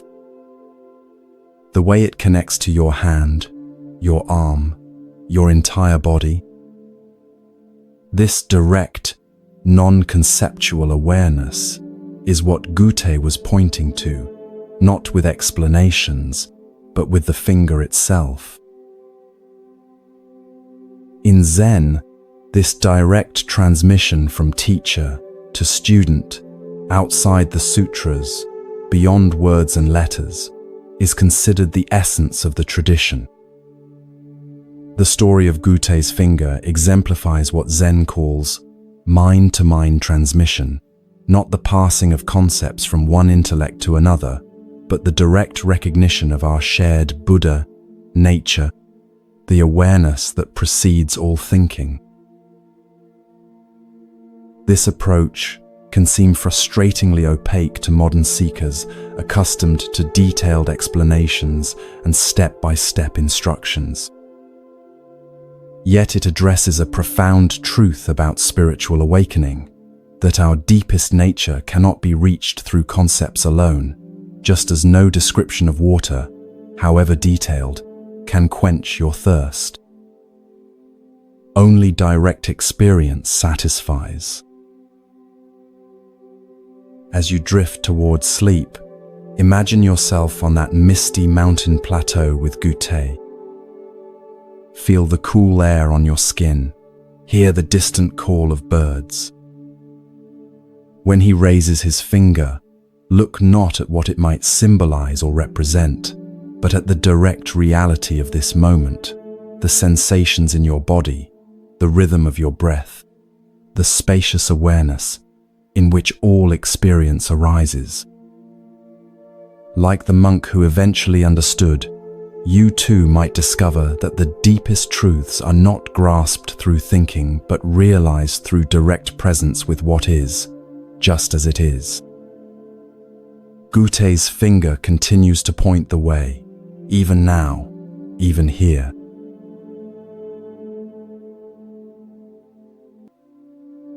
Feel your body growing heavier with each breath, your mind drifting into a state of peaceful receptivity. The familiar surroundings of your room gently fade as you journey to a different time and place. The soft darkness behind your eyelids transforms into a bustling marketplace in medieval Japan. The air fills with the mingled scents of fresh vegetables, fish, incense, and wood smoke. You find yourself standing at the edge of the market square, where vendors call out their wares and shoppers haggle over prices. Children dart between stalls, and merchants carefully count coins. It's a scene of ordinary commerce, until your attention is drawn to an extraordinary figure making his way through the crowd. Unlike the serious-faced merchants and purposeful shoppers, this man radiates an unmistakable joy. He's a portly monk with a shaved head, dressed in simple robes that have seen better days. A large cloth sack is slung over his shoulder, and his face bears the broadest, most genuine smile you've ever seen. Children flock to him, and even the harried adults seem to brighten as he passes. Who is that? You ask a nearby vegetable seller who's watching the monk with evident affection. That's Hote, she replies, smiling herself now. Some call him the Happy Chinaman, though no one knows if he really came from China. He's been wandering these parts for as long as anyone can remember. You follow Hote as he makes his way through the marketplace. Unlike other monks who solemnly request alms, Hote seems to be giving rather than receiving. From his large sack, he produces small treats for the children, sweet rice cakes, tiny carved wooden animals, colorful pebbles that catch the light. Each gift is presented with a delighted laugh, as if the giving brings him more joy than the receiving could possibly bring the children. The adults, too, receive his gifts, though theirs are often less tangible. For a frazzled mother with a crying infant, he produces a moment of unexpected peace by making silly faces that transform the baby's wails into giggles. For a merchant whose vegetables are beginning to wilt in the afternoon sun, he creates a makeshift shade from his own wide-brimmed hat. For an elderly man struggling with a heavy load, he offers not just help, but companionship, telling a story that transforms the labor into a shared pleasure. You notice something curious about Hote's famous sack. Though he continually takes things out of it, toys, treats, practical tools, it never seems to empty. And though people frequently give him small offerings of food or simple items, which he accepts with genuine gratitude, the sack never appears to get fuller. It's as if the contents maintain a perfect balance, neither depleting nor accumulating. As evening approaches and the market begins to close, Hote finds a spot beneath a large tree at the edge of the square. He settles his substantial form on the ground with surprising grace, places his sack beside him, and closes his eyes, still smiling. Several children linger nearby, clearly reluctant to leave his presence. One bold little girl approaches and tugs at his sleeve. "Hotei-san," she asks, "why are you always so happy?"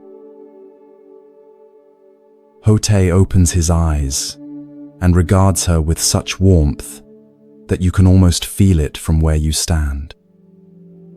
"Because there is nothing to be unhappy about," he replies, his voice rich and resonant.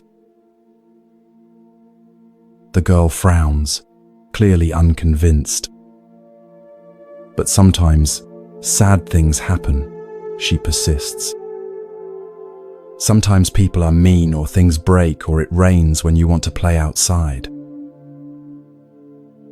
Hotei nods thoughtfully. "Yes, all these things happen," he agrees. "But being unhappy about them is like carrying 2 sacks instead of 1. He pats the cloth bag beside him.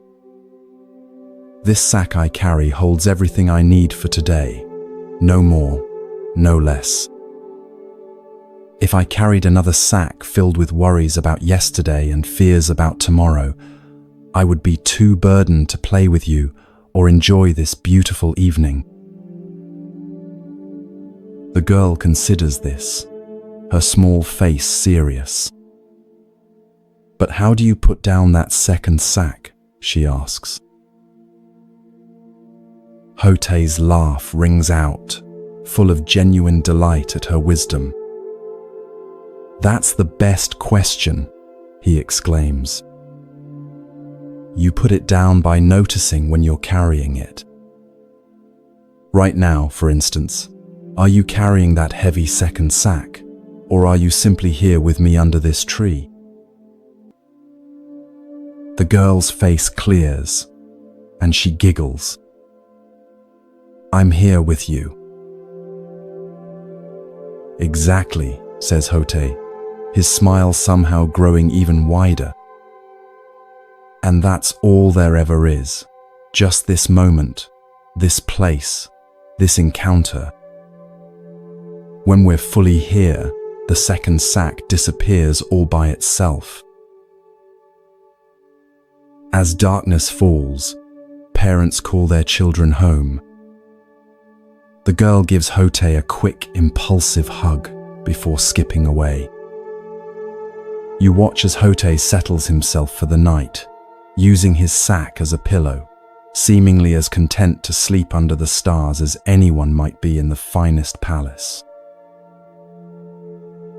The next morning, you follow Hotei as he continues his wandering.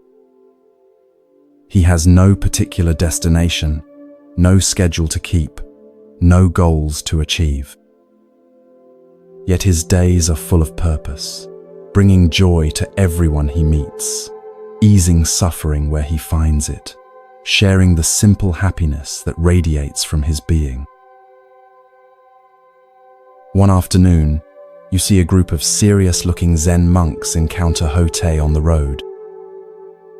Their austere appearance and disciplined manner form a striking contrast to Hotei's disheveled, joyful presence.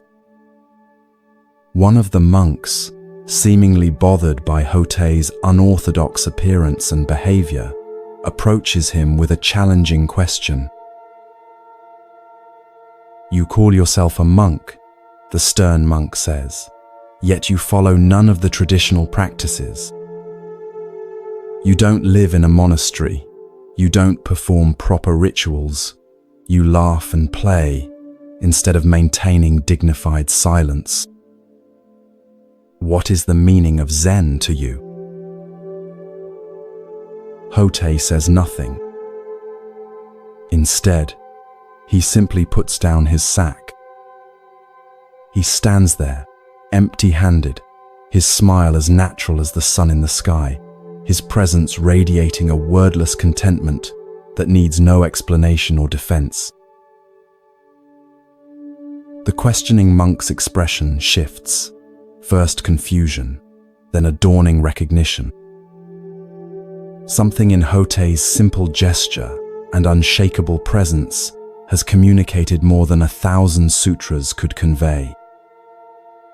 The monk bows deeply, a new humility evident in his posture. When he straightens, his own face has softened, a small smile beginning to form. "Thank you for the teaching," he says quietly.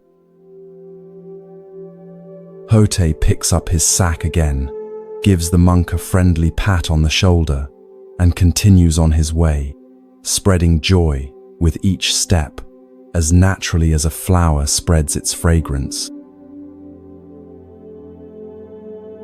In later years, Hote becomes so beloved that his image is often portrayed in paintings, sculptures, and household shrines. He is remembered not as a formal teacher expounding complex philosophy, but as a living embodiment of one of Zen's most profound truths, that enlightenment is not a distant goal achieved through arduous practice, but the natural state of a mind free from unnecessary burdens, fully present to the wonder of ordinary life. This delightful story of the happy Chinaman offers a refreshing perspective on spiritual practice, one that emphasizes joy, simplicity, and direct participation in life rather than solemn discipline or intellectual understanding. Hote represents a tradition sometimes called crazy wisdom, teachers whose unconventional behavior and apparent disregard for formal rules actually embody the deepest spiritual truths. Notice how Hote's teaching comes not through sermons or explanations, but through his very being. His joy isn't something he achieves through effort or maintains through positive thinking techniques. It flows naturally from his complete presence in each moment, his freedom from the second sack of regrets about the past and worries about the future. Hote's famous sack represents a profound teaching about appropriate relationship to possessions and circumstances. He carries what he needs for the day, no more, no less.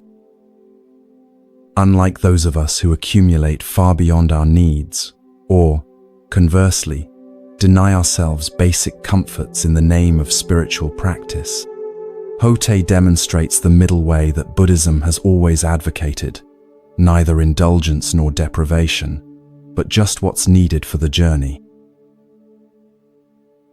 The sack's mysterious property, never emptying despite Hote's constant giving, never filling despite what he receives, points to a spiritual principle that many traditions recognize, that generosity creates abundance rather than scarcity.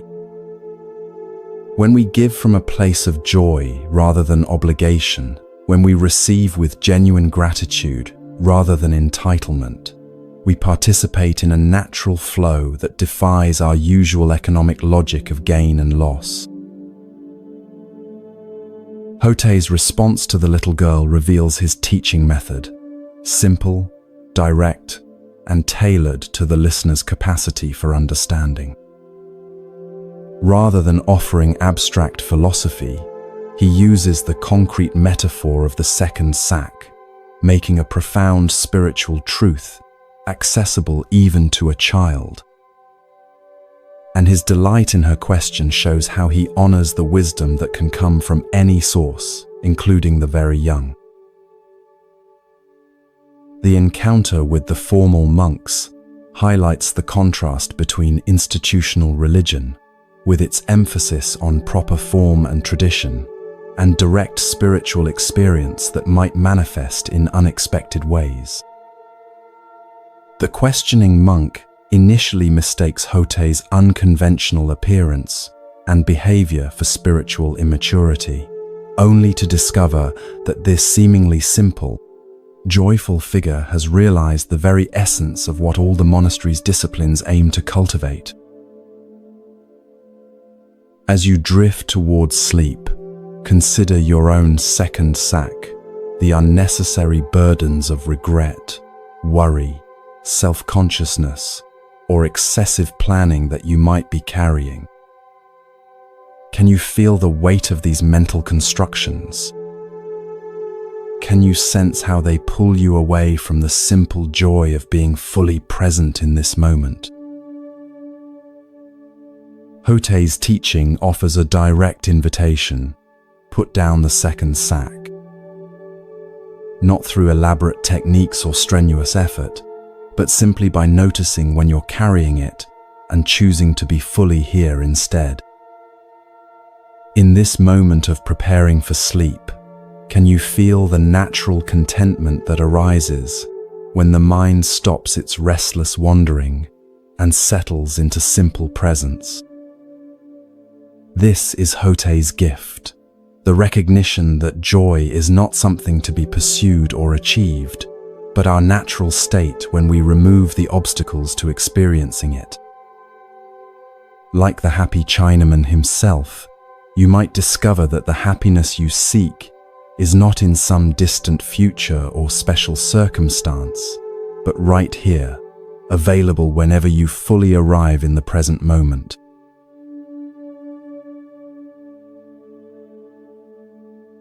Feel your body melting into deep relaxation, each breath taking you further into tranquility. As the concerns of your day dissolve, allow your mind to journey to ancient Japan, to a time when Zen teachings were flourishing throughout the land. The familiar surroundings of your room transform into a serene mountain landscape, where a small Zen temple nestles among towering pines. Mist drifts through the valleys below as morning sunlight gilds the temple's curved roof. This is the temple where Master Shinkan teaches. Unlike many famous Zen masters whose challenging koans and strict training methods are widely known, Shinkan's approach is gentler, more direct. He's known for his ability to meet each student where they are, offering precisely the teaching they need in that moment. His reputation for clarity and compassion has spread throughout the region, drawing seekers from many walks of life. As you approach the temple gates, you notice two very different visitors arriving ahead of you. The first is a young monk, perhaps 20 years old, his shaved head and crisp robes marking him as someone who has recently entered formal Zen training at another monastery. His posture is perfect, his movements controlled and mindful.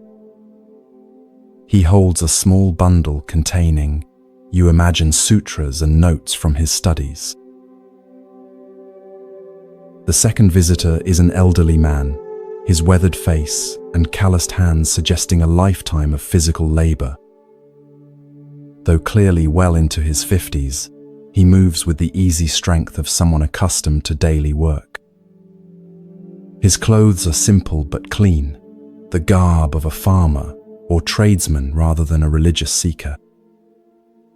Unlike the young monk, he carries nothing but a small cloth bundle that might contain a midday meal. Both visitors have come to seek Master Shinkan's guidance, though for different reasons. You follow them into the temple courtyard, curious about how the master will respond to their questions. The young monk is received first, shown to the master's modest quarters by an attending student. Through open screens, you can see Shinkan seated on a simple cushion. Though probably in his 60s, he sits straight as a pine tree, his face reflecting both the strength forged through decades of practice and the gentleness that comes from deep understanding. The young monk bows formally before taking his place opposite the master. Venerable teacher, the young monk begins, his voice carrying the slight nervousness of one addressing a renowned master. I have studied the Tendai school of meditation for 6 years before beginning Zen practice. I have memorized many sutras and mastered several forms of meditation. But there is one teaching from the Tendai school that continues to perplex me. Shinkan nods encouragingly, his eyes attentive. The Tendai texts claim that even grass and trees will become enlightened. The monk continues. This seems very strange to me. How can non-sentient beings like plants achieve Buddha nature? They have no minds with which to practice meditation, no consciousness to realize enlightenment. Can you explain this teaching? You watch as a subtle smile crosses Shinkan's face, not mocking but gently amused, as if the young monk has inadvertently revealed something significant through his question. The master is silent for a moment, studying the earnest face before him. Of what use is it to discuss how grass and trees become enlightened? Shinkan asks, his voice gentle but direct.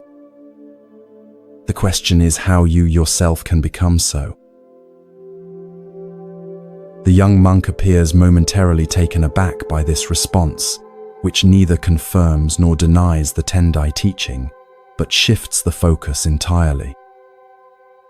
He opens his mouth as if to ask a follow-up question, then closes it again, seeming to sense that pressing for a more elaborate answer would miss the point of Shinkan's response. After a moment, he bows deeply and withdraws, his expression thoughtful rather than disappointed. Now the elderly visitor is shown in. His bow to the master is respectful, but less formal than the monk's, suggesting a different relationship to religious protocol.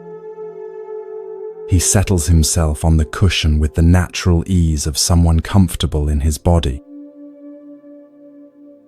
Master Shinkan, he begins, his voice carrying the roughness of age but also a quality of directness. I am a simple man who has worked the land all my life. I never had the opportunity for formal study or temple practice. But my neighbor, who visits your temple sometimes, has spoken of your teachings about Buddha nature. I wonder, can someone like me, with no education or proper training, still understand the deeper truths of Buddhism? Shinkan's face warms as he regards the elderly man. Did you consider the grass and trees on your journey up the mountain to this temple? He asks. The older man looks puzzled but nods. Yes, of course. The pines along the path are particularly beautiful this season. And did they bow to you as you passed? Did they demand to see your credentials or test your knowledge of the sutras before sharing their beauty with you? A slow smile spreads across the elderly man's face as he grasps the meaning behind Shinkan's questions. No, he replies. They simply were as they are. Just so, says Shinkan, nodding. Buddha, nature is like this, freely given to all beings without distinction, requiring no special qualification or achievement. The trees and grass never worry about becoming enlightened. They simply express their nature fully.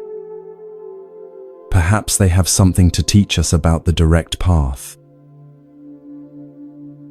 The elderly man's eyes shine with understanding. What might have taken years of philosophical study to grasp intellectually, he has understood immediately through Shinkan's simple metaphor connected to his own experience. As the older man leaves, you notice the young monk waiting in the courtyard, still contemplating Shinkan's response to his question. Seeing the elderly visitor's peaceful expression, the monk approaches him. Pardon me, the young monk says, but I couldn't help noticing your meeting with Master Xingcan. May I ask what teaching he shared with you?" The elderly man smiles. "He helped me understand how grass and trees become enlightened," he replies simply, then continues on his way down the mountain path, leaving the young monk staring after him in astonishment. This elegant story illuminates several profound aspects of Zen wisdom and teaching. At its heart is the contrast between intellectual understanding and direct realization, a distinction that lies at the core of Zen practice. The young monk, with his years of formal study and memorization of sutras, approaches spiritual practice primarily through concepts and theories. His question about grass and trees becoming enlightened reflects this conceptual orientation. He's trying to fit a puzzling teaching into his intellectual framework. Xingcan's response: "Of what use is it to discuss how grass and trees become enlightened? The question is how you yourself can become so," gently redirects the monk from abstract speculation to the essential matter of personal awakening. This redirection is not a dismissal of the monk's question, but an invitation to move from third-person theorizing to first-person investigation. True Zen understanding doesn't come from accumulating concepts about enlightenment, but from directly realizing one's own Buddha nature. Notice how differently Xingcan approaches the elderly visitor, whose question comes not from academic interest, but from genuine concern about his own spiritual possibility. Rather than offering a philosophical explanation, Xingcan uses the immediate experience of trees and grass to point toward the universality and inherent nature of Buddha nature. The teaching is tailored perfectly to this student, connecting with his lifelong relationship to the natural world, rather than requiring familiarity with Buddhist texts or terminology. The fact that the elderly man immediately grasps what the young monk has been puzzling over highlights another Zen principle, that direct realization often comes more easily to those with fewer preconceptions and intellectual complications. The elderly man's lifetime of practical work and observation of nature has prepared him for direct seeing in a way that the monk's accumulation of concepts actually hinders.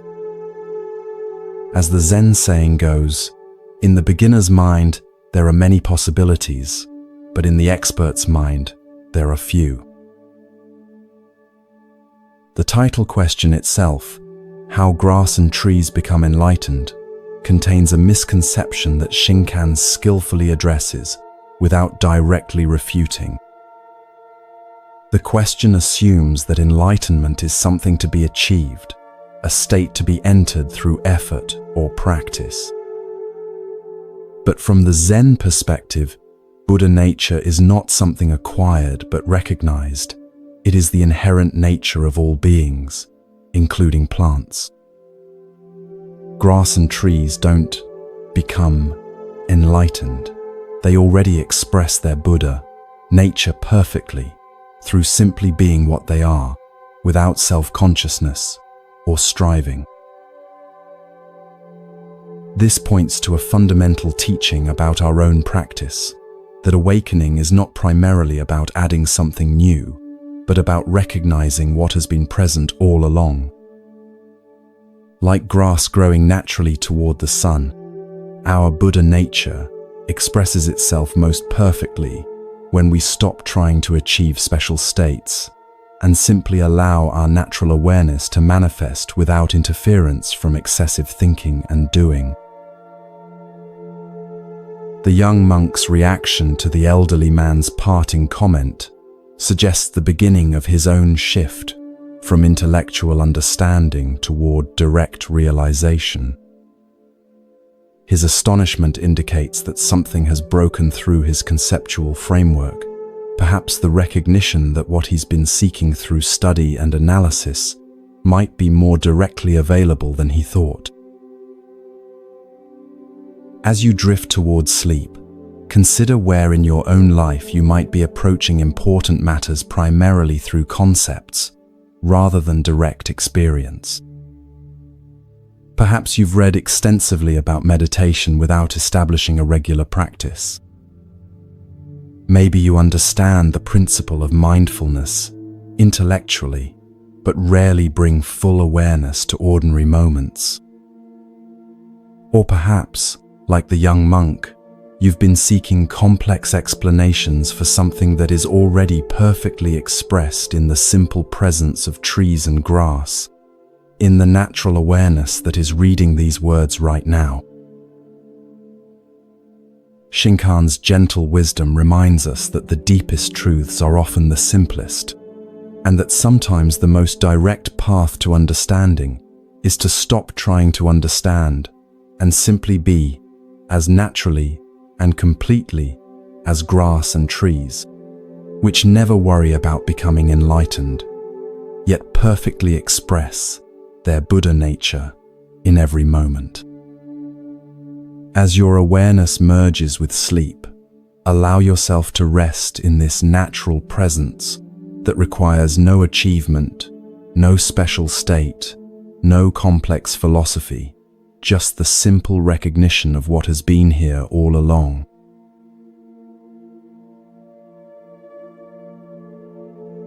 As our first journey through these ancient wisdom tales comes to a close, allow these teachings to settle gently into your heart. Like seeds planted in fertile soil, they'll continue to grow in your awareness long after these words fade. Remember Hakuin's profound equanimity, showing us how to meet life's challenges with the simple response, "Is that so?" Recall the patient Teki Sui, who found enlightenment in a single drop of water, teaching us that mindfulness in the smallest actions contains the greatest wisdom.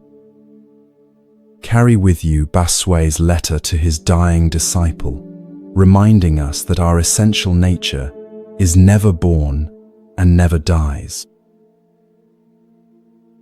These stories aren't mere entertainment, but invitations to a deeper way of being. As you drift towards sleep, allow their wisdom to work silently within you, transforming your understanding without effort.